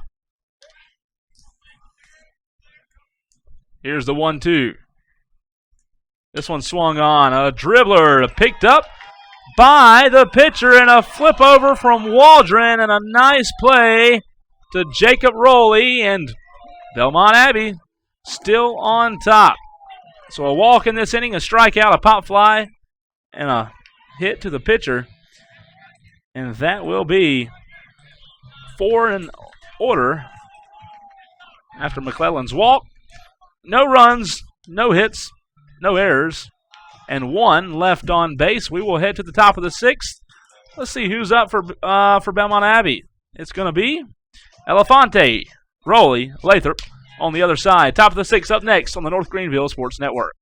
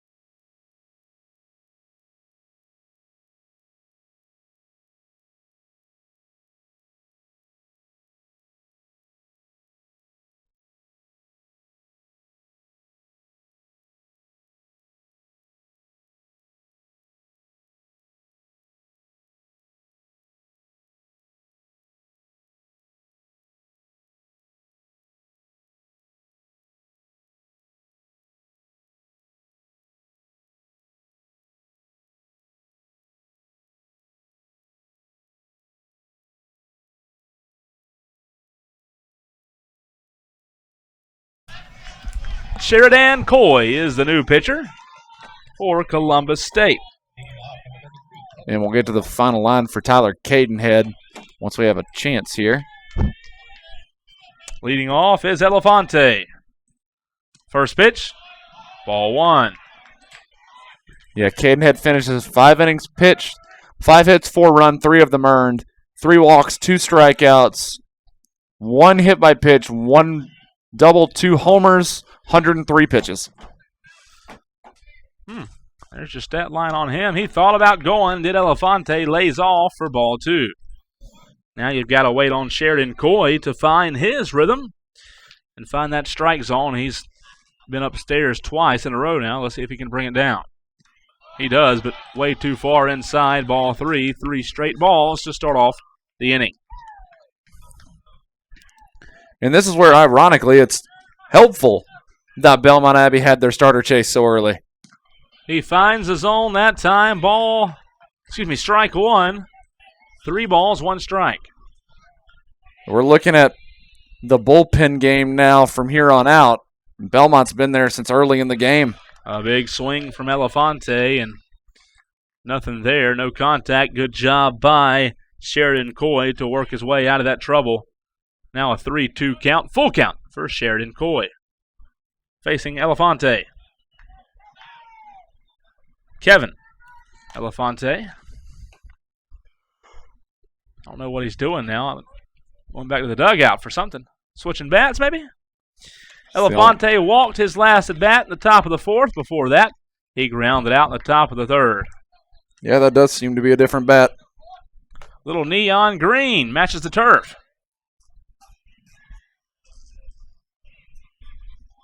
I'm not saying the turf's neon, but it's that's the bat! Watch out! What was that, the fourth time we've seen that? Evidently, that bat wasn't any good. He just threw it behind the backstop 25 feet in the air. And I can't remember a time I've seen that many thrown bats in a weekend. Or one that bad. That's a strikeout. Granted, this is the 9th game we've seen in 3 days. A big swing and a big miss from Rowley. Jacob Rowley with a big whiff. But Elefante let that bat go. That was the highest one we've seen. I mean, that was halfway up the netting in the back. No need for that. Quick 0-2 count. Sheridan Coy finding his rhythm. Trying to get Rowley. Time called. I mean, Cole, we've seen 2 or 3 go over towards the home side dugout. This one's hit hard. That's long. Down the third base line. Will it stay fair? It does not. If it would have, that would have been over the left field fence. That one looked good. Had the launch angle. Had the crack of the bat. Yep. All the swagger you can tell from the plate that you need for a home run. Just didn't pull that one. Rowley awaits the 0-2 from Coy. Way outside, ball 1.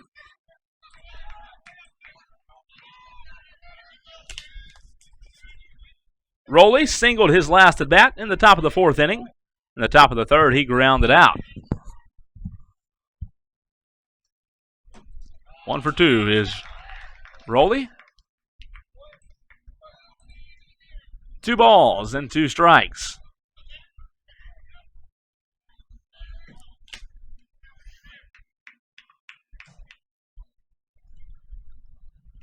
Inside, high, ball number 3. Coy getting behind in the count all of a sudden.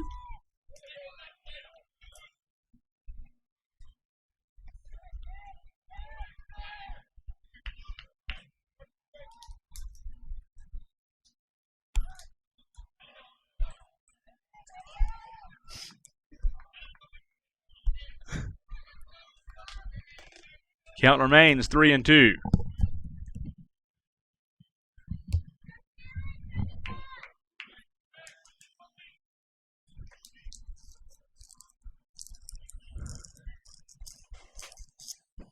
A big swing and a big miss.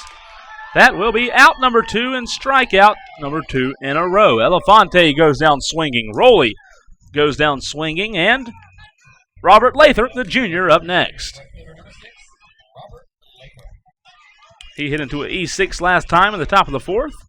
Ground rule double in the top of the 3rd.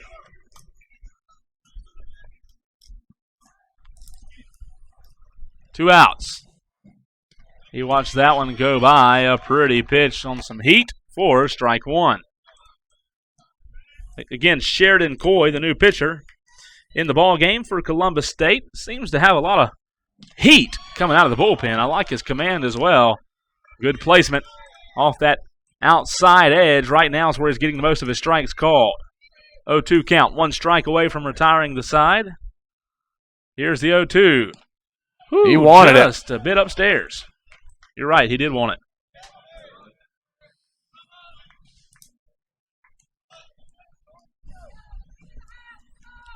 One, 2. Swung on, hit toward left field. This one's going to get down for a base hit. And 1 runner will be on the base path for the Crusaders of Belmont Abbey. So they're not going down yet. A single from Robert Lathrop will bring up the top of the order, Matt McGarry.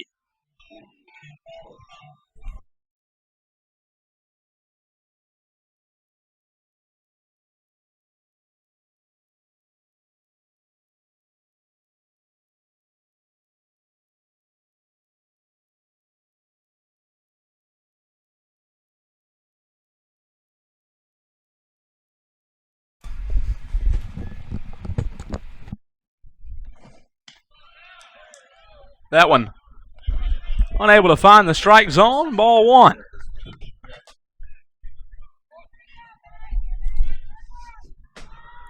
One runner on first base.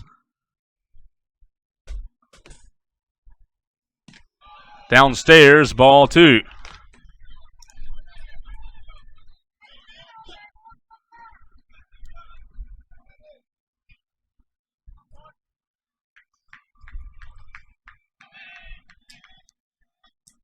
Two-0. Finds a zone that time for strike 1.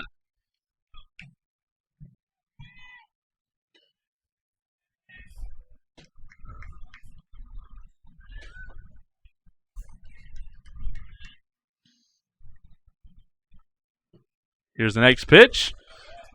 Woo, just on the top corner of that zone. Strike 2. 2 balls, 2 strikes, and 2 outs.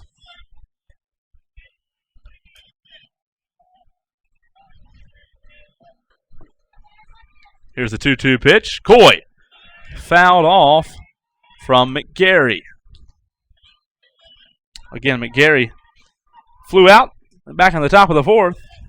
Before that, had a home run in the top of the 3rd and singled to start the game. A nice night for him.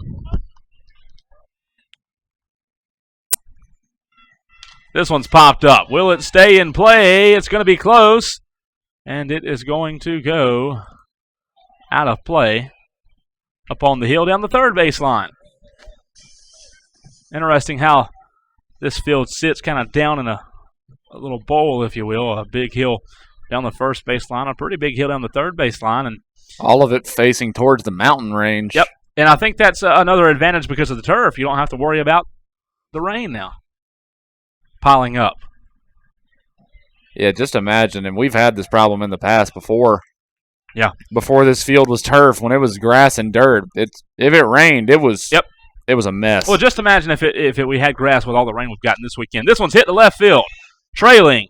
A diving catch, and he made the catch. What a play out in left field in Columbus State. Austin Farr makes the diving catch to retire the side, and that will be enough to send us to the bottom of the 6th.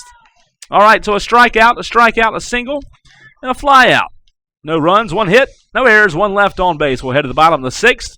Due up for Columbus State, we have Drennan, Kirkwood, and Webb up next on the North Greenville Sports Network.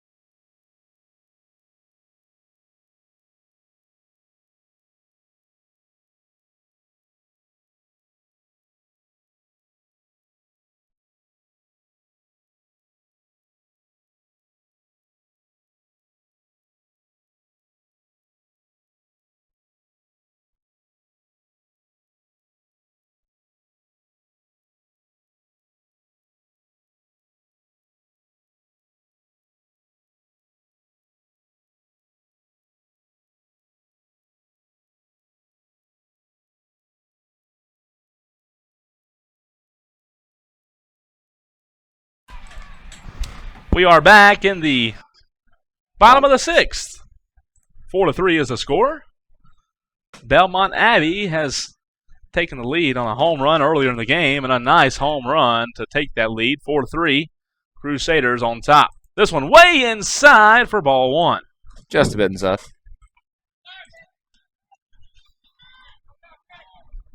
That is Drennan. Gunnar Drennan, the senior. Came into this game hitting .262. This one's popped up. In play. Going back to shallow right center field, and the out is made. And that is going to be Matt McGarry on the out. So one quick out. Getting them done, and that's what Belmont needs. Yep. That'll bring up Garrett Kirkwood in the 8-hole, number 7 center fielder, a junior. Kirkwood's last at bat. It was in the bottom of the 4th. He singled, later was thrown out at second. He had a bunt single back in the bottom of the 2nd.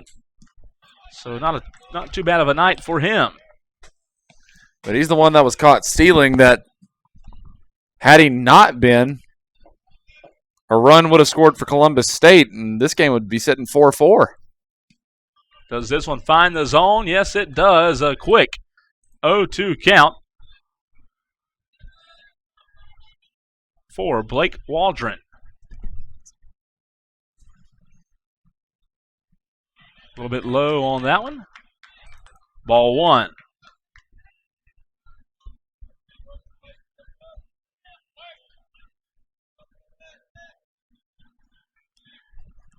One, two. Waldron delivers. Looked good, maybe just a little bit off the edge of the zone, and yes, it was ball number 2. Kirkwood trying to get some offense going for the trailing Columbus State Cougars. This one is a called strike 3 and a big out for Belmont Abbey.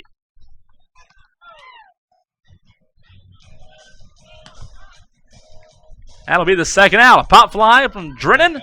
A strikeout from Kirkwood, and that will bring up Drew Webb, the 9-hole hitter, number 11, right fielder, the sophomore. Webb's last at bat in the bottom of the 4th. He was walked. He was also walked in the bottom of the 2nd. Looking for his first hit of the game. High, inside, ball one. And that was the first time Kirkwood's been retired today. It was previously 2 for 2. Pretty good day so far until that at bat. And we've seen some really good hitting performances out of all these teams. We really have. I don't know, you can't really shake a 6 for 6 performance out of Bauckham for UNCP in the game before this, though. I mean, how many times have you seen, granted it was 11 innings, but how many times have you seen a team get one player with 6 singles in a single game? Yeah, it's impressive. This is a very good Belmont Abbey team. We knew that. This Belmont Abbey team finished the regular season with a 37-12 record, reaching as high as number 2 national ranking in March. The Crusaders were 3rd in the Conference Carolina's regular season standings before posting a 1-2 mark at the league tournament. 5 players were named first team all-conference, with Luke Cureton earning Player of the Year recognition. Now a 2-2 count. 2 balls, 2 strikes, and 2 outs. This is its 6th appearance for Belmont Abbey in the Division II championship, holding an 8-10 overall record. Here's the 2-2. It is going to be a ball. 3-2. Previous appearances for Belmont Abbey came in 1968, 2001, 2008, 2009, and 2016. The Crusaders' best finish came in 2009 when they won the Southeast Regional. They finished 3rd overall at the College World Series in Cary, North Carolina. A big strikeout, and Blake Waldron will walk off the mound 2 in a row, and the Abbey has a little confidence and a lot of swagger here heading to the top of the 7th. A pop fly, 2 strikeouts, no runs, no hits, no errors, and 1 left on base. That was the bottom of the 6th. We'll head to the top of the 7th. Up next for Belmont Abbey, we have Bondlick, Rosenbaum, and Cureton. All due up on the North Greenville Sports Network.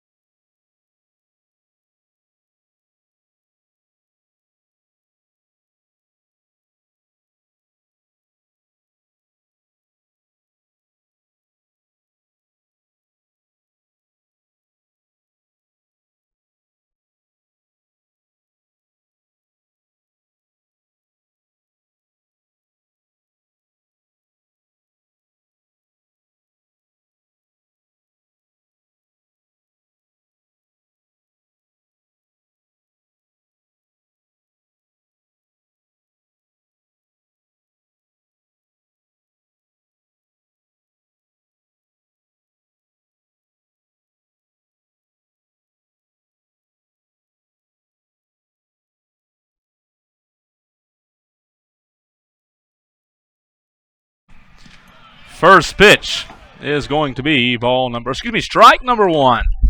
So a good first pitch for Sheridan Coy.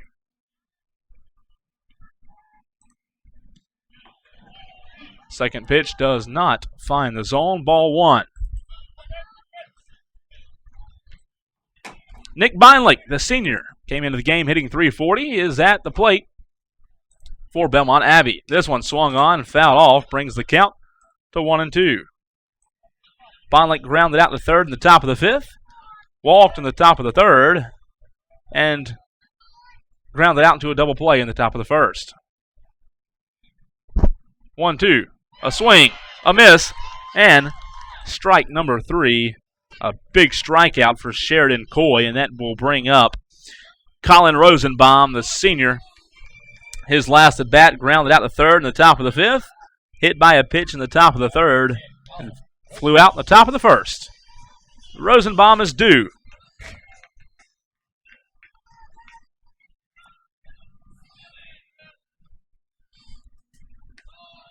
First pitch to him will be ball number 1.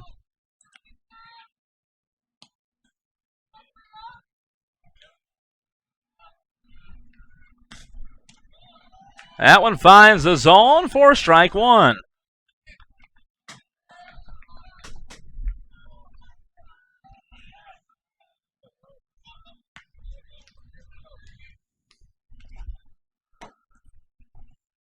This one also a good pitch. 1 ball, 2 strikes now.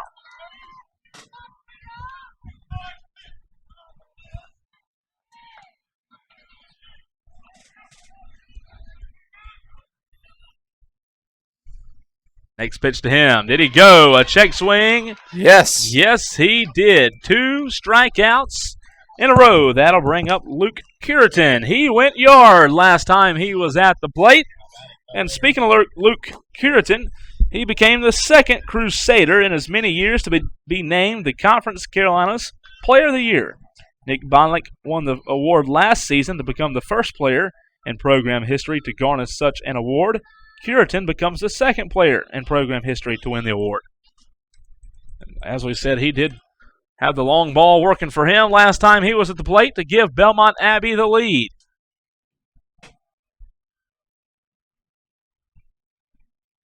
.14 home runs on the season for Luke Cureton. No attempt there, ball 2. 2 strikeouts in a row from Sheridan Coy. Can he make it 3? This one's hit hard, left field, and will it stay fair? Yes, it does. Another ground rule double. And a nice hit from Luke Cureton. He has gotten hot as of late.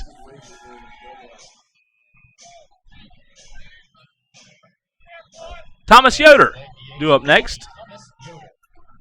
Last at bat for him. He was walked in the top of the 5th, grounded out in the top of the 4th, struck out in the top of the 2nd.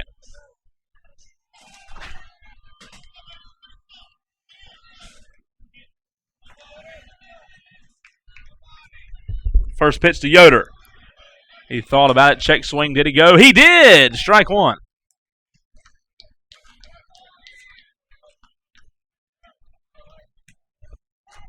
Oh, 1 count.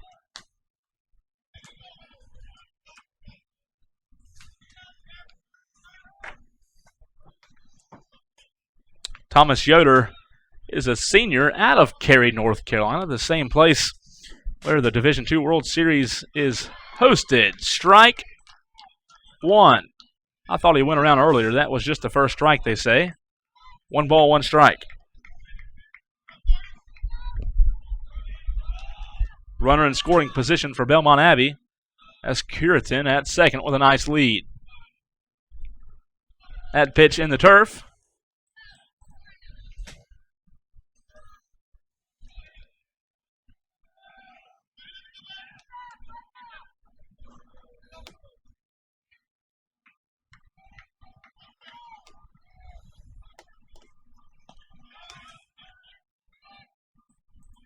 Thomas Yoder awaits the 1-2.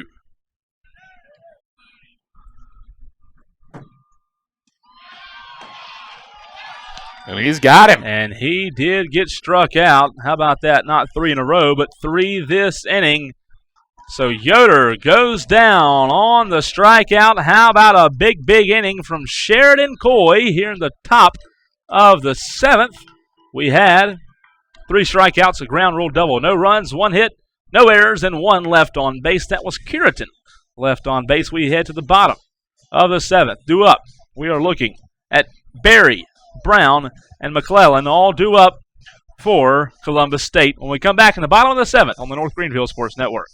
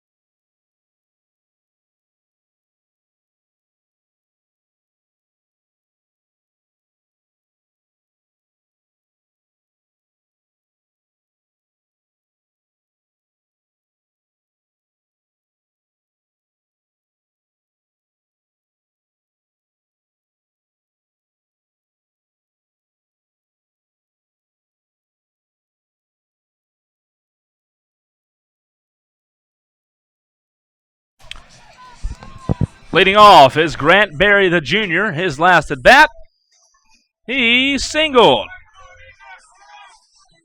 Flew out in the bottom of the 2nd and singled back in the bottom of the 1st. Berry will be the first batter for Columbus State.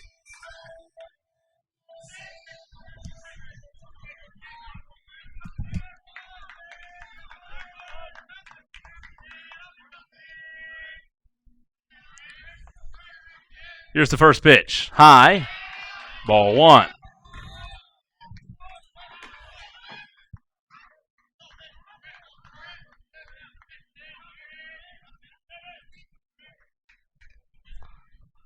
This one a big swing and a big miss.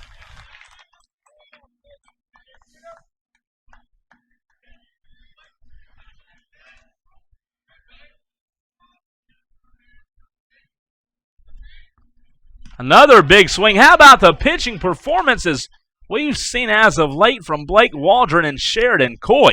Both have really just settled into their roles. Man, a 1-2 count for Berry. And it's going to be all about who's going to crack. This is a tight game.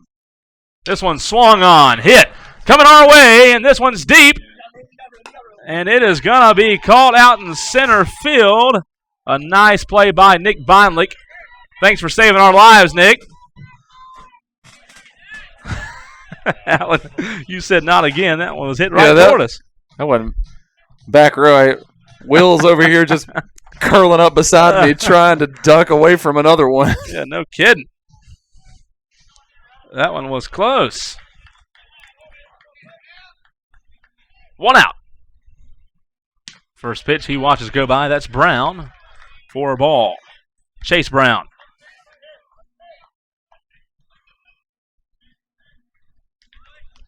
Brown, his last at bat, he struck out.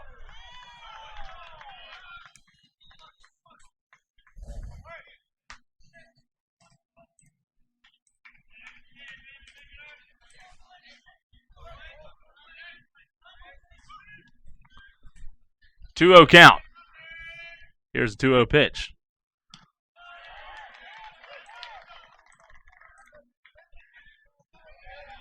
Two balls and 1 strike. 1 out here in the bottom of the 7th.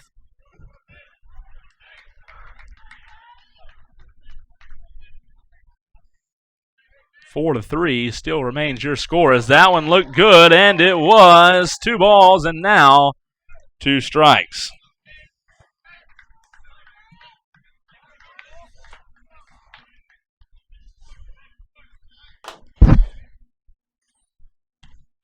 Watches that one go by. Ball 3.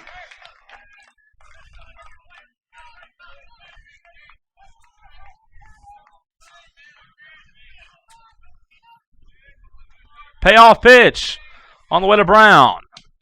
He watches it go by. He was on the way to first, but the umpire says he will go down looking. Another K. 3 out of the last 5 at-bats. And Blake Waldron is on fire for the Crusaders. How about that?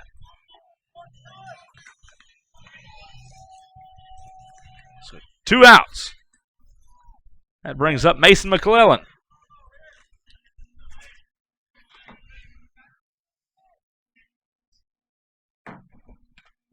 Fouled off.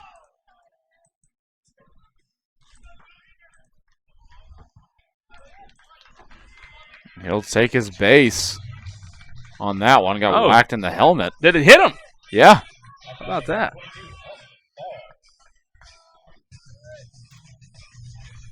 So a runner on, 2 outs. That brings up Austin Farr. Last time, Austin Farr, bottom of the 5th, he was struck out. This one's up towards center field. A high hanger, and it is going to be in the glove of the center fielder for Belmont Abbey, Nick Beinlich. So a fly out, a strikeout, hit by pitch. And another fly out. No runs, no hits, no errors, and 1 left on base. We head to the top of the 8th. Genthy, Elefante, and Rowley all due up next in the top of the 8th on the North Greenville Sports Network.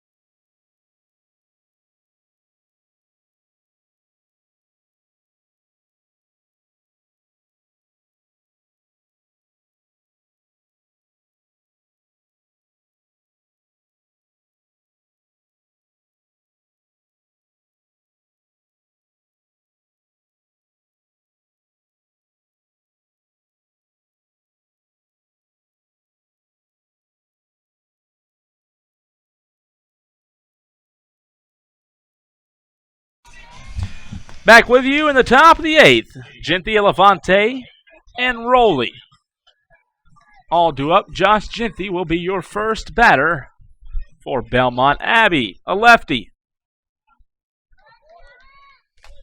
Genthy, in his last at bat, had a line drive for an out. And he'll take that one. Strike 1. He did ground out back in the top of the 4th and flew out back in the top of the 2nd. Hit. This one is a bomb. Does it stay fair? Yes, it does. That might have been the biggest home run hit of this regional. That one was a absolute bomb for Josh Genthy. That one was long gone. Drew Webb in left pointing at the foul pole, but in vain. That one's going to count. That's his 11th home run of the season. Josh Genthy from Broadway, North Carolina, goes yard, and it is a 2-run game, 5-3, and that brings up Elefante. Kevin Elefante, his last at bat in the top of the 6th, he struck out. Took a base on balls in the top of the 4th. Grounded out in the top of the 3rd. Halfway to another base on balls here. Yep.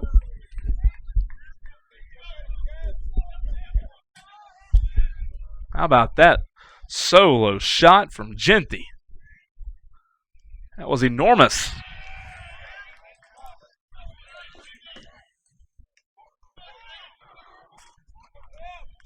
Elefante trying to get to add to the lead. Here's the pitch. Swung on. Hit to right field, and it is going to be directly into the glove of Drew Webb. That'll bring up Rowley. Jacob Rowley, a sophomore, came into the game hitting .275, fills up the 8 hole in this lineup.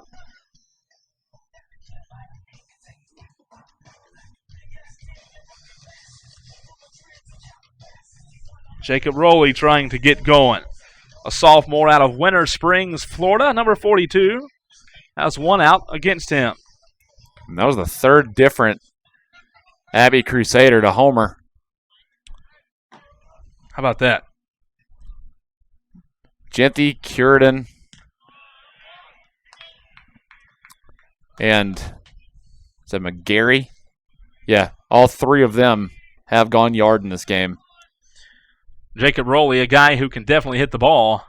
He watches that one go by. He finished the last 3 regular season games of the season against Erskine, King, and Mount Olive with a hit in each of those games. 2 balls, no strikes. This one swung on, hitting the gap to left field, and the Crusaders are not done yet. They want to add to this lead, and a single from Rowley keeps this thing going, and all of a sudden that'll bring up the 9-hole hitter, number 6, Robert Lathrop. But just one last bit to talk about the home runs on this team. It's not like there's a lot of power in one location in this lineup. McGarry's out of the 1 spot, Cureton in the 4, Genty in the 6. Yeah. And Lathrop had a single back in the top of the 6th. He's up to the plate now. Runner on first. First pitch to him, down the first baseline, foul for strike 1. Lathrop, a senior, out of Chesapeake, Virginia.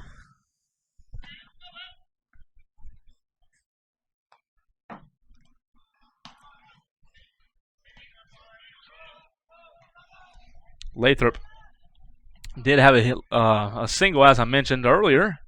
He struggled to start the season, however. Went 6 straight games without a hit, as this one's thrown inside for ball 1. Struggled to begin the season and kind of struggled to end the season. Only 3 hits in the last 9 games for Robert Lathrop.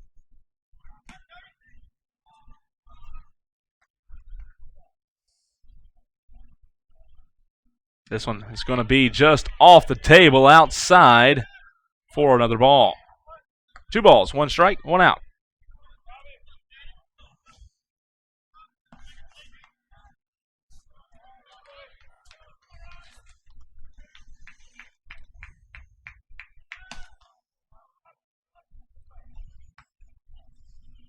Taking his time now is Sheridan Coy.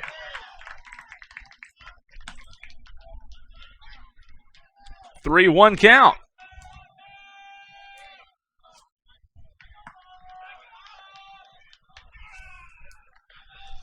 Waiting on the 3-1 pitch now.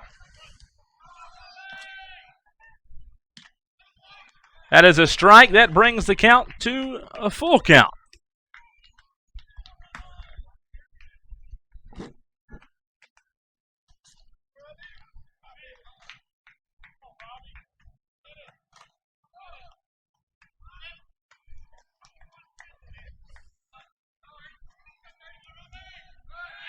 Throw back to first, not in time.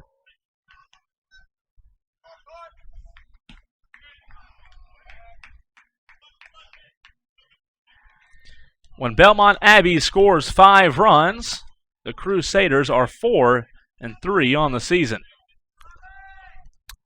So, not as well off as you would think. That's right.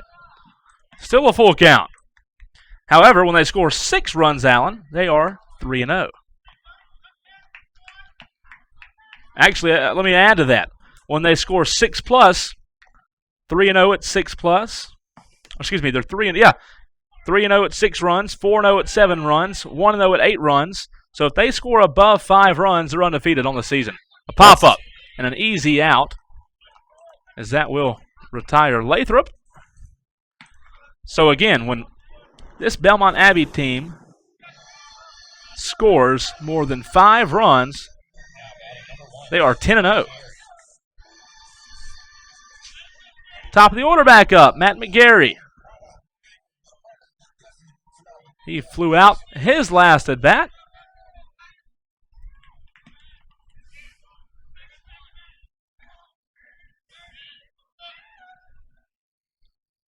This one is going to get in there for a strike.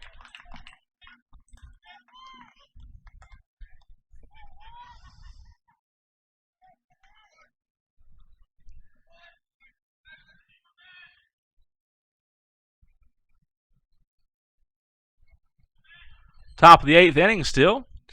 The only run came from a Genty home run. This one's going to be popped up foul. Belmont Abbey thought it was fair, but it does go foul. And my question is, was that a ball that got lost? That's a good question. I'm not sure of that. Because it looks like the runner's advanced to second. Yep. I'm not sure. You know, we have a tough angle at that on some of these things. You know, I believe that bounced into the dugout, and that's what ended up. Oh, is that what it was? Oh, called it the dead ball. Yeah, advanced to second on a wild pitch. That's exactly what happened. 1 ball, 1 strike. Over his head, McGarry has to duck.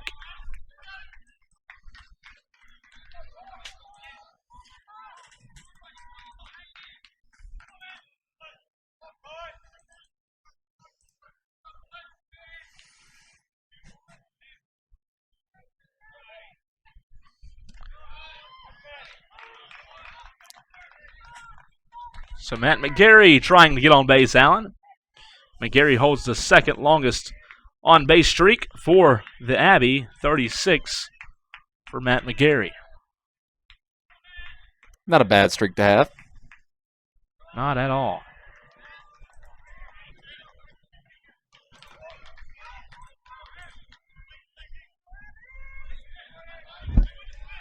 Full count.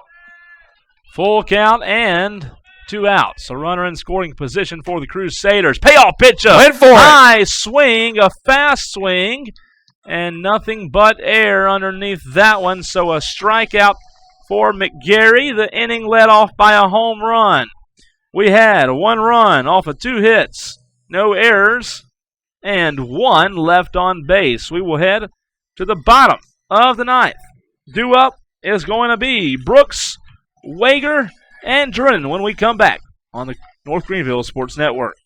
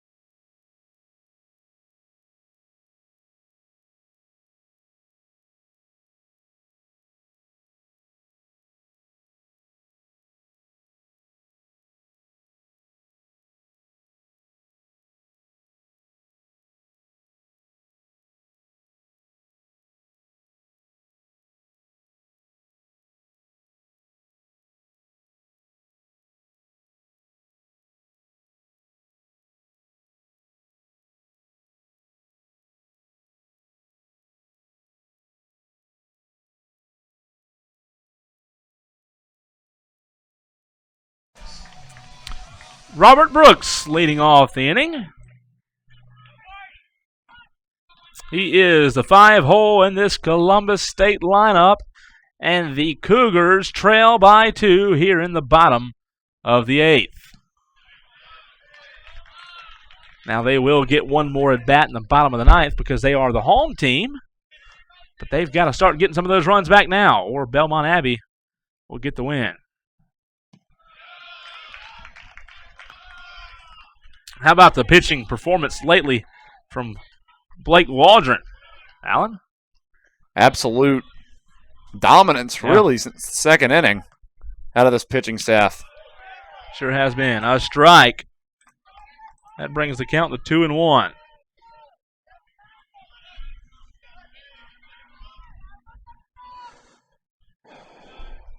Two-one pitch. Outside for ball 3. Waldron. A ball away from walking Brooks. Robert Brooks, that is. Brooks in his last at bat. Popped out. He will get a walk this time. A base on balls for Robert Brooks, and that'll break up Drennan. Gunnar Drennan, the senior. He popped out his last at bat back in the bottom of the 6th. Grounded out in the bottom of the 4th. Flew out in the bottom of the 1st. Just missed one there in the order. Frank Hager. I did miss one, didn't I? 1 for 3, a double and 2 RBIs, a strikeout. How dare I skip Hager? He wouldn't appreciate that, would he? Hager is a junior. We'll see how this at bat goes, and then he'll let you know. So a runner on, that's Brooks because of the base on balls, and you're right. Hager's next. Hager's last at bat, he grounded out back in the bottom of the 5th. Quick 2 strikes from Blake Waldron.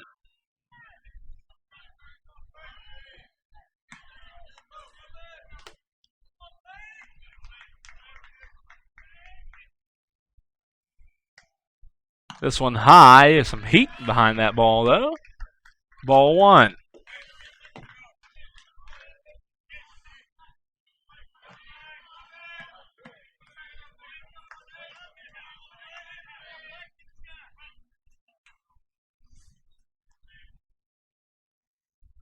This one's hit down the first base line, foul.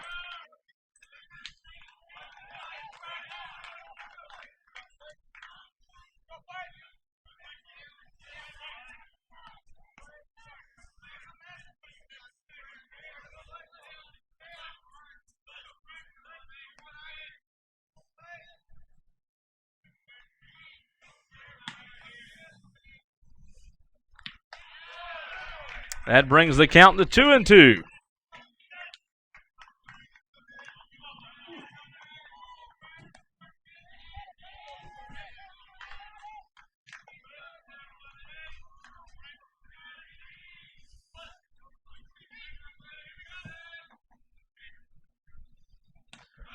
Could not find the zone that time, and we have a full count.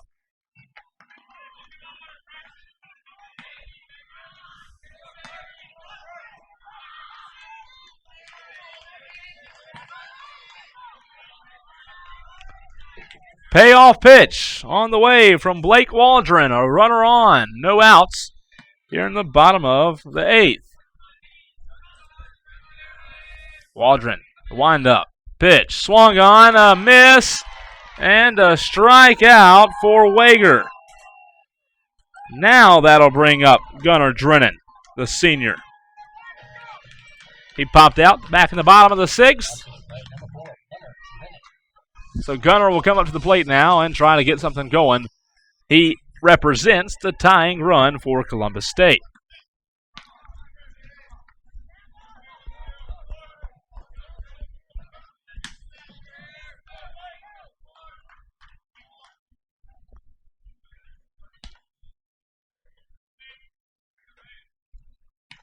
Way high and inside, ball 1 from Blake Waldron.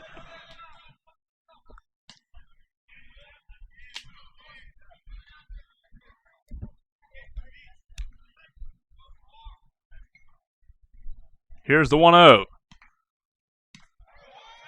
It looked low, but the home plate umpire, Bobby Dunnigan, liked it. Ball Strike number 1. 1 ball, 1 strike, 1 out. Again, Columbus State down by 2 here in the bottom of the 8th. Brooks started the inning with a walk. That one's going to be a ball. Hager struck out, and now Drennan is at the plate.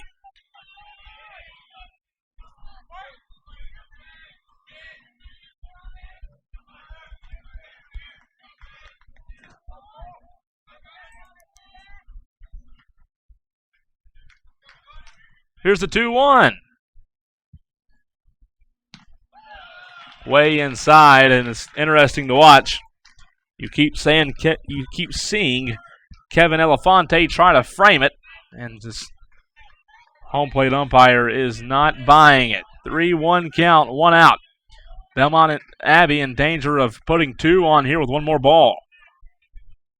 Blake Waldron ready to fire the 3-1, and he does. This one swung on, hit straight up, and it will go out of play. And that'll move the count full. 3-2. Yep. Once another full count.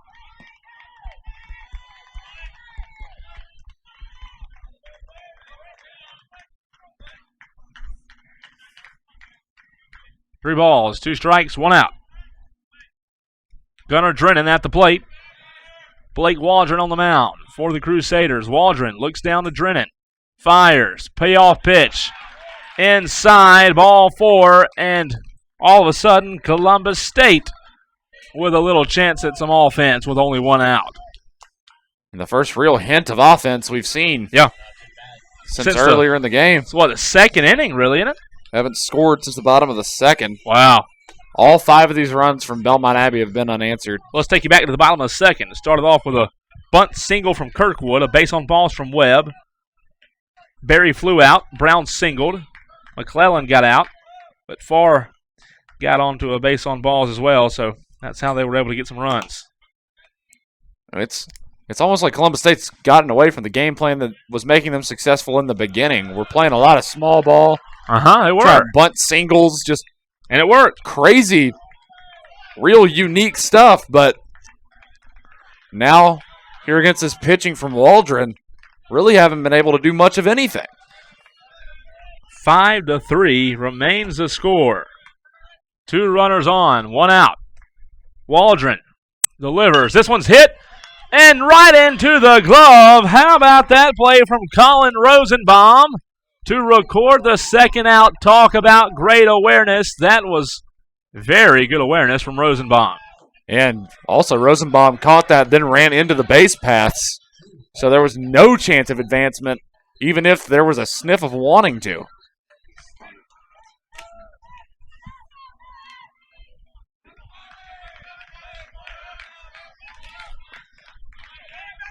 And try this one on. Columbus State has not had a hit since the 4th inning. How about that? That brings up Drew Webb. Had 3 in the 1st, 2 in the 2nd, 2 in the 4th. That's all 7. And it sure is. First pitch to Webb, a big woof and a big miss. Not able to make contact. Drew Webb's last at bat, back in the bottom of the 6th. He struck out.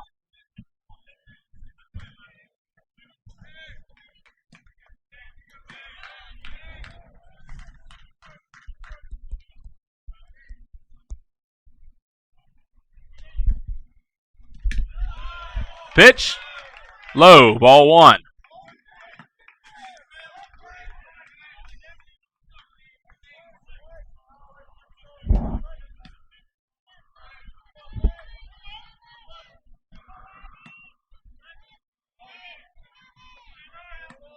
One ball, 1 strike.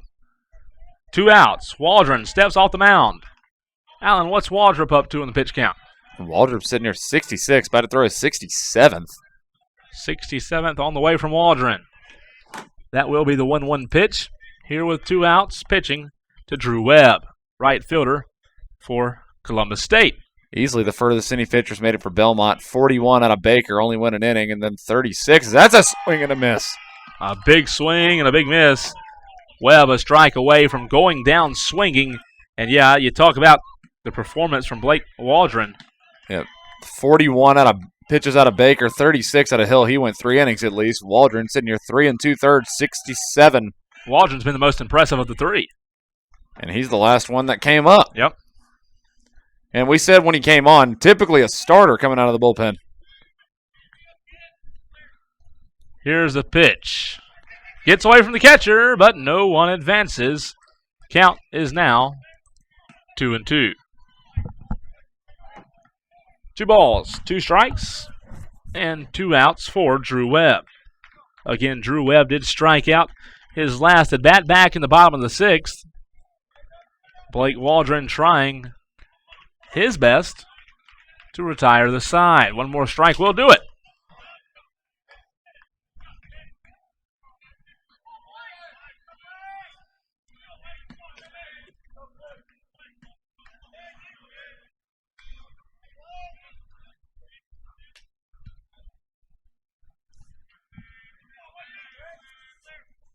The pitch, high, inside, and once again, we have a full count. Already 2 base runners on.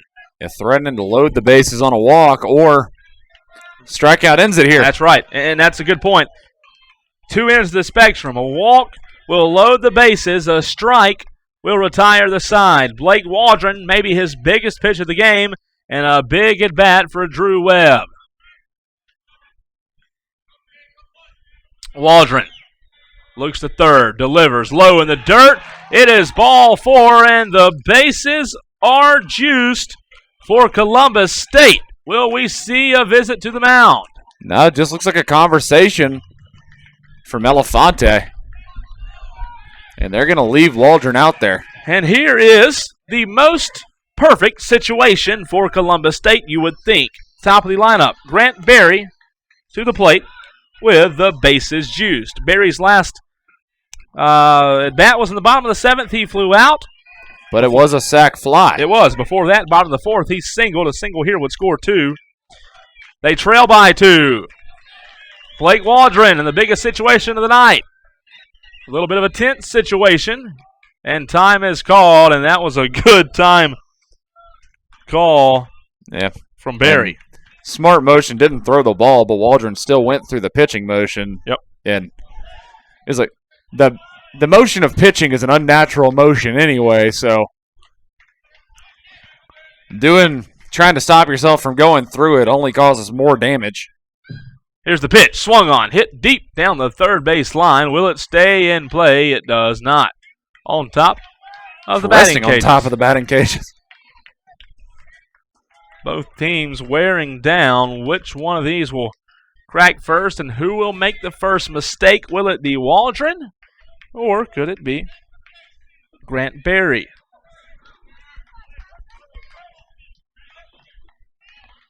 .10:37 here in Tigerville. Here's the 0-1 from Blake Waldron, taking his time. The pitch, swing, a big swing, and that is strike 2 once again. Waldron a strike away from retiring the side.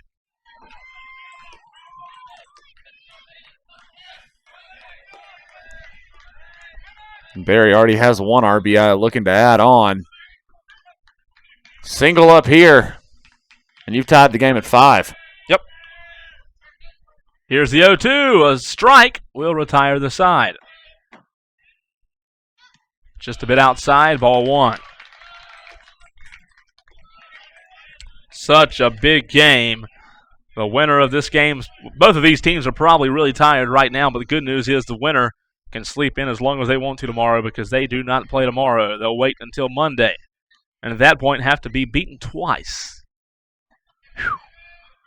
Short turnaround for the loser, though. Yep. 1-2, swung on. Down the third base line, fouled off once again. What an inning this has been. A walk for Brooks, a strikeout from Hager. Drennan walked. Kirkwood lined out. Webb walked. And just think of all these potential matchups you've got going on. Yep. You've either got, there's a couple of Peach Belt schools left and a couple of Conference Carolina schools left. Only and they've 4. all, some of these teams that have already seen each other this regional. 1-2. Fouled off again. Another. That's just a long strike. You can hear the crowd getting into it. Yeah, you could see anything. North Greenville could take on Columbus State again. After losing 4-3, could take on a conference foe in UNC Pembroke. Belmont Abbey could go against North Greenville. And, you know, that's always a big Conference Carolina series. No doubt. Pembroke and Abbey have both looked really good this tournament. They've yet to meet. Here's the 1-2. Swung on, hit to center field. Will it get down? It is going to be caught. What a play out in center field to retire the side. Nick Beinlich is able to do it to end the inning. No runs, no hits, no errors. 3 left on base for Columbus State. You hate to leave all those base runners on in the bottom of the 8th, but to the top of the 9th we go. Up next, Beinlich, Rosenbaum, and Cureton for Belmont Abbey on the North Greenville Sports Network.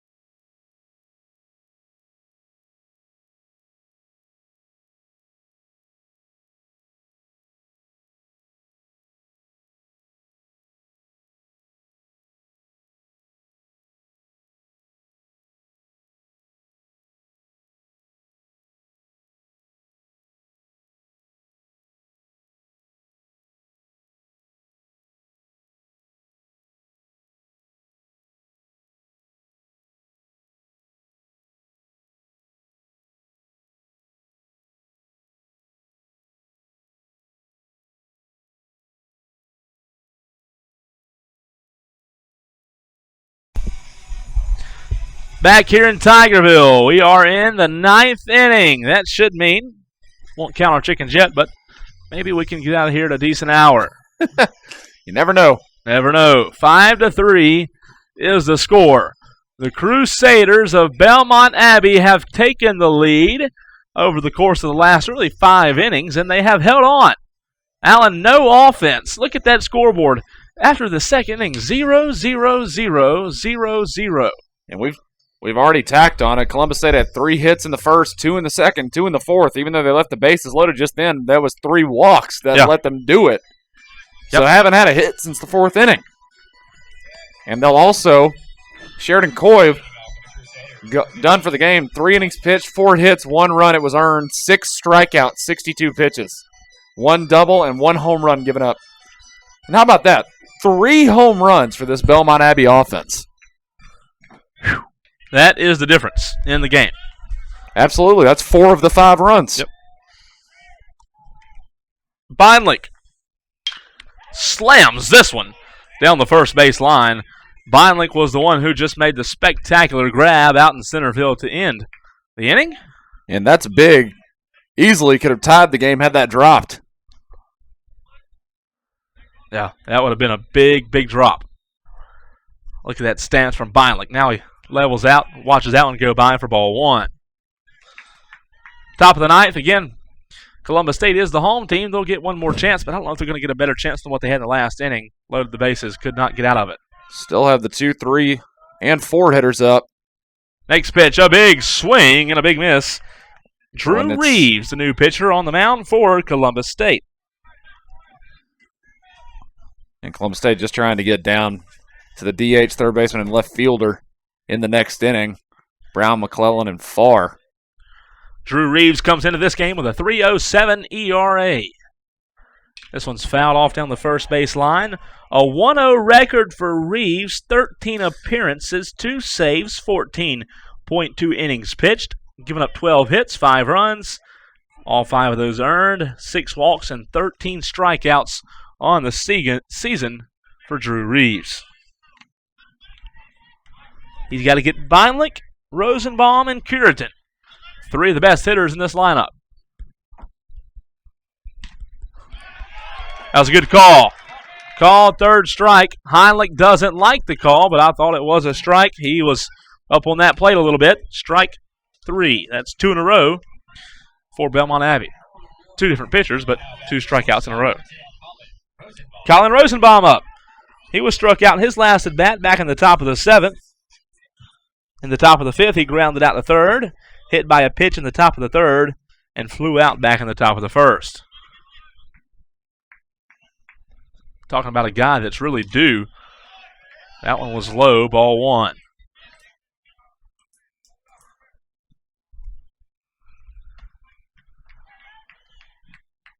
One 0 count. A light mist falling here in the top of the 9th. This one gets away. No one on, so it really doesn't matter all that much. Robert Brooks could not corral it, but Robert will come out and talk to Drew Reeves.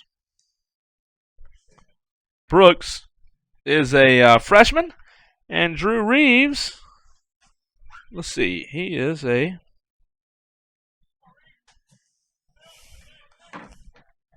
junior. 2-0 count for Drew Reeves. Rosenbaum at the plate. Beinlich was struck out in the last at bat. Here's the 2-0 to Rosenbaum. Way outside, 3 straight balls, not the way you want to get out of this inning.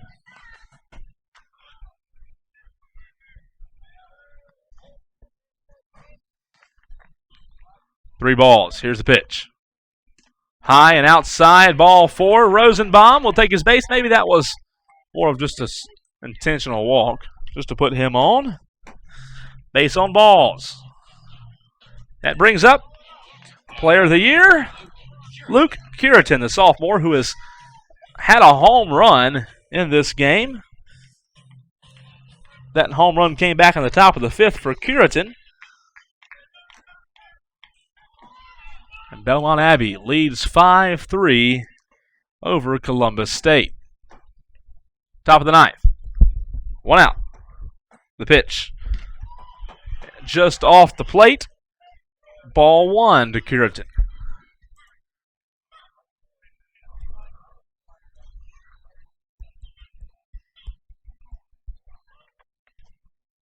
One 0 count. That one found the zone for strike 1.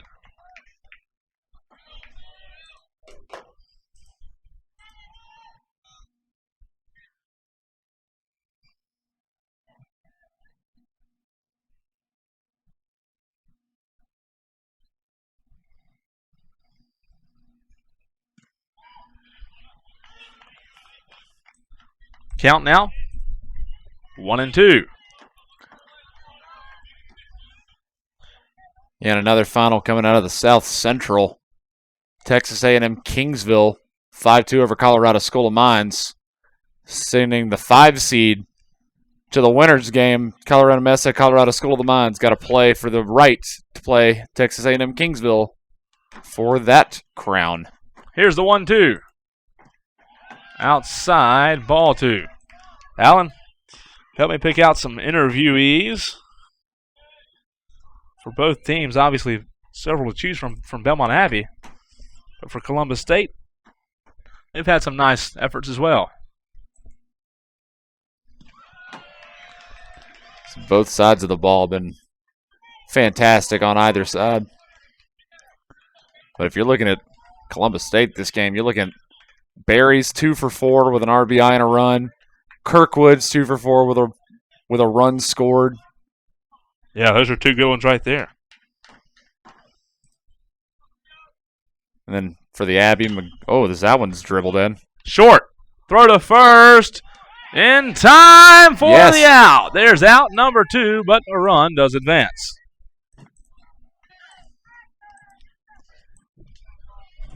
And for Belmont, it's hard not to go with the 3 guys that launched homers. McGarry, Cureton, Genthy all had good days so far. McGarry 2 for 5, 2 RBIs and a run. Cureton 2 for 4, an RBI and a run. Genthy 1 for 4 in RBI and a run. Rowley's 2 for 4. Lathrop's 2 for 4. Just good batting down the entire order. Yeah, that really is.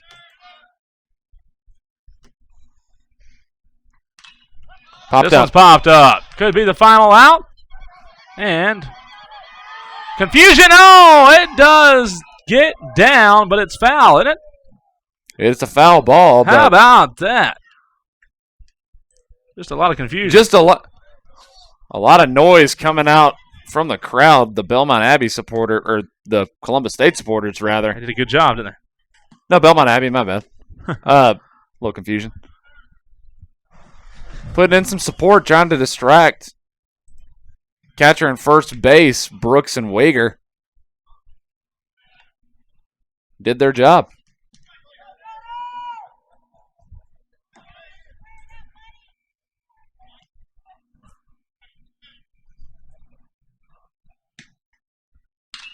That one's launched. That is launched. Deep left field.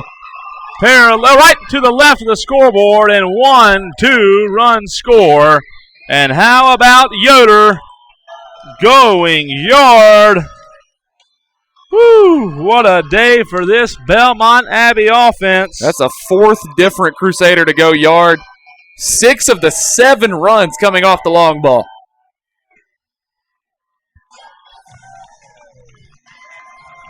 Here's another one for you. That's only the 10th hit for Abbey. 4 of them have gone over the fence. That is pretty good. That'll bring up Josh Genthy. 2 outs. All of a sudden, that task in the bottom of the ninth just became real tall. As if it wasn't already hard enough.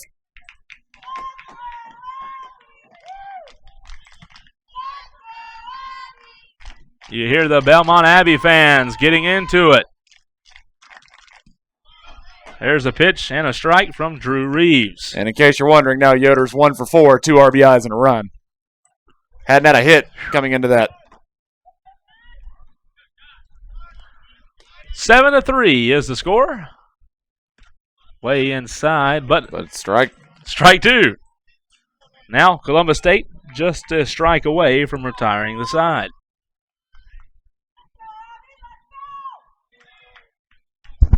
Waiting on the 1-2. Drew Reeves will deliver. A little bit low, ball 2. Brooks trying to bring it up for a frame. Bobby Dunnigan did not buy it. 2 balls, 2 strikes, and 2 outs. Drew Reeves with a windup. There's the pause and the pitch. Way low. Ball 3. Worked himself up in the count. And 2 good looks by Drew Reeves to lay off. Excuse me. 2 good looks for Genthy to lay off of the Drew Reeves pitch. This one swung on, hit foul down the first base line.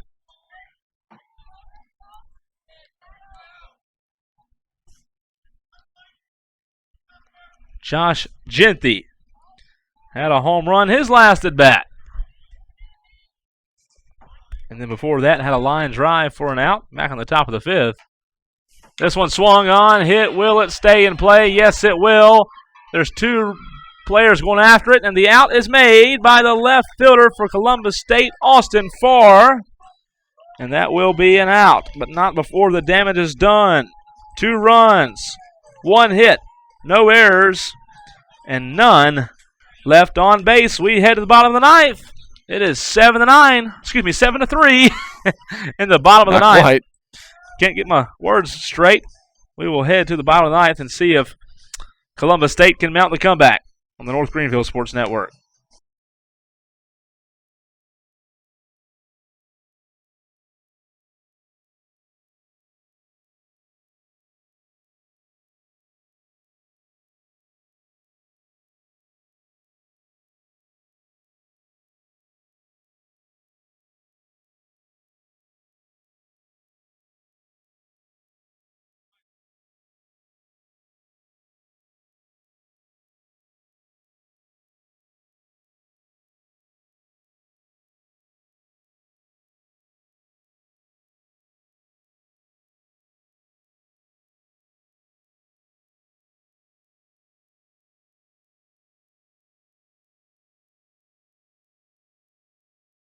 Bottom of the ninth here from this winner's bracket game in the Southeast Regional. Belmont Abbey up 7-3 on the 4 seed Columbus State. And that's another pitching outing done for Belmont Abbey. Blake Waldron, impressive 4 innings pitched, no hits, no runs, 4 walks, 5 strikeouts. Did have a wild pitch and a hit batsman. Goes 76, and they'll bring on Jeff Thompson to try and close this one out for the Abbey. And again, winner of this game gets tomorrow off and has to be beaten twice on Monday to be defeated. Loser heads to the loser's bracket, takes on the winner of UNC Pembroke and North Greenville at 3:30 tomorrow.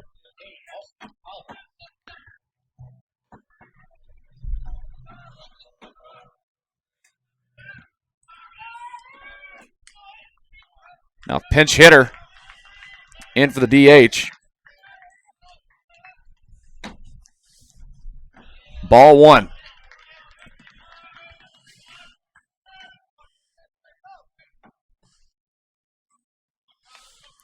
Austin Collins, batting .231 on the season,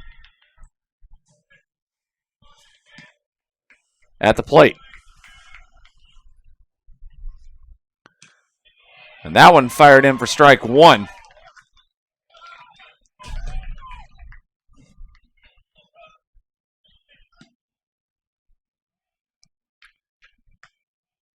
Thompson down, and that one's golfed but foul. 1-2 count to Collins.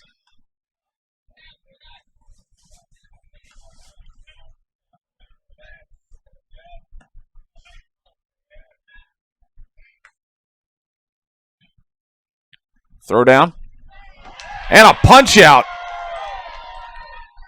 1 down for the Cougars.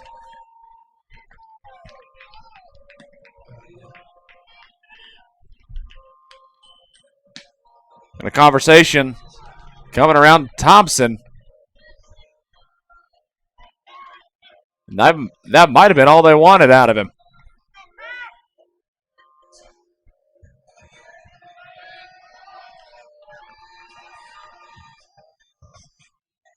And that does seem to be the case. Just trying to get a matchup game going on. Thompson goes a third of an inning, gets the strikeout, only needs 4 pitches to do so. Cameron Busby on the mound to take over once again.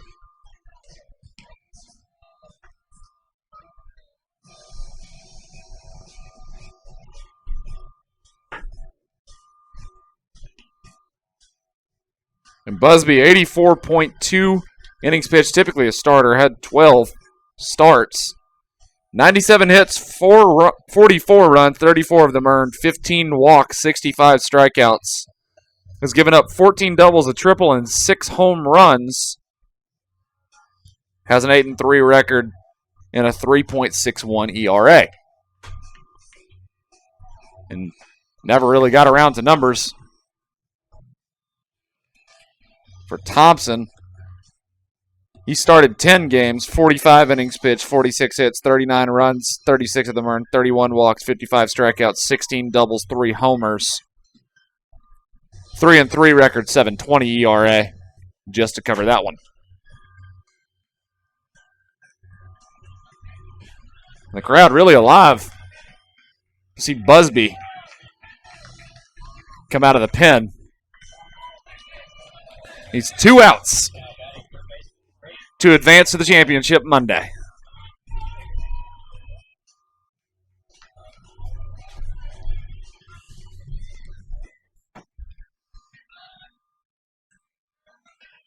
And Mason McClellan comes to the plate. We'll have time.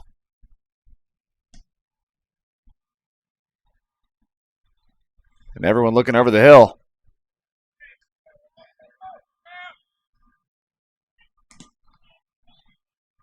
Back to play.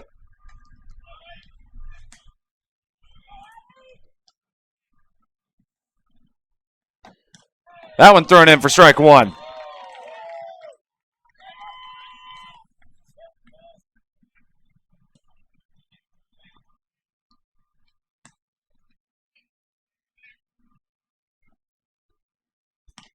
Inside, ball one. Just about got McClellan.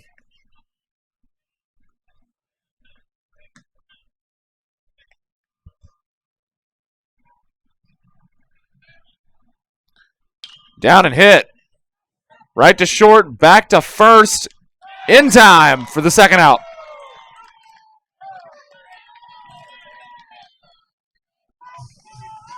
And now the Cougars down to their last out.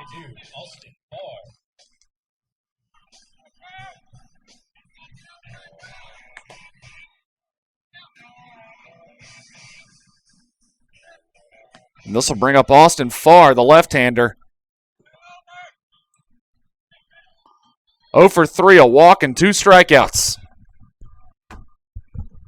This one's hit to first. And over to Busby, and Belmont Abbey will advance to championship Monday.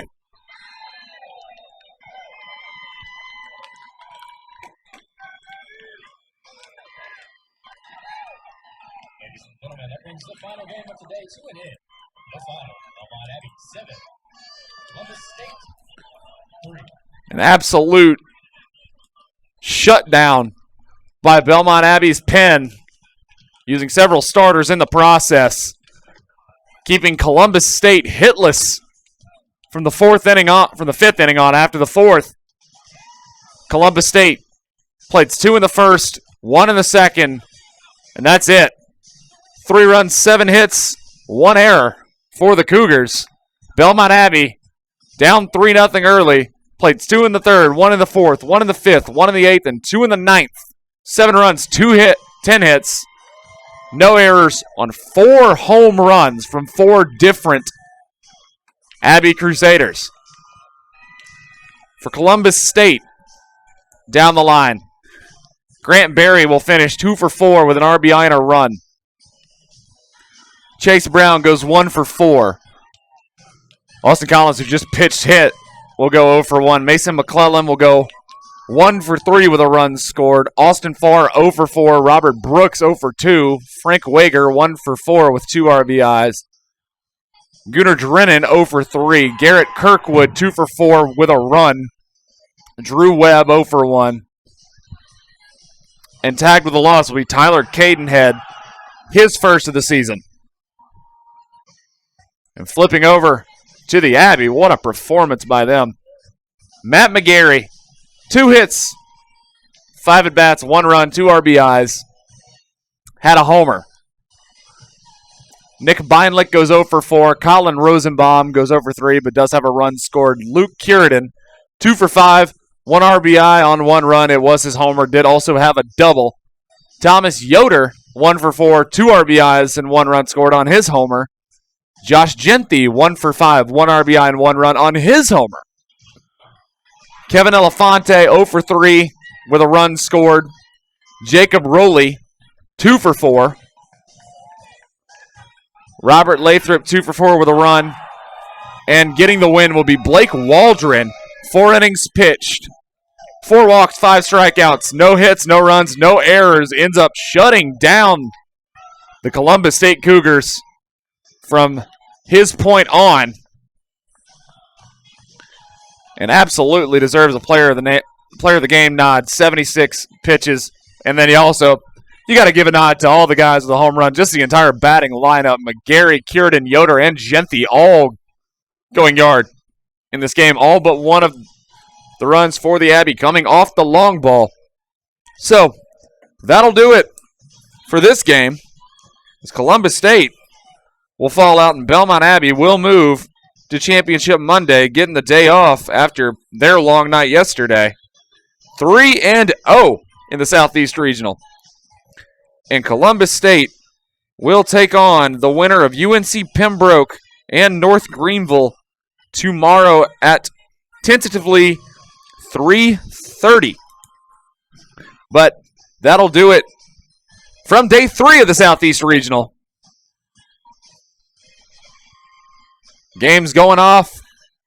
North Greenville knocking off Georgia College, UNC Pembroke knocking off Lincoln Memorial, and Belmont Abbey sending Columbus State to the losers bracket. And we will find out tomorrow who will be facing Belmont Abbey on Championship Monday here on the North Greenville Sports Network. That'll just about do it for us. So for Rondo Thompson, for Will Cahaley, Alan Cahaley producing, Cole Bryson, and myself, Alan Ellis, this has been a production of NCAA Division II Southeast Regional Baseball here on the North Greenville Sports Network. We will see you tomorrow.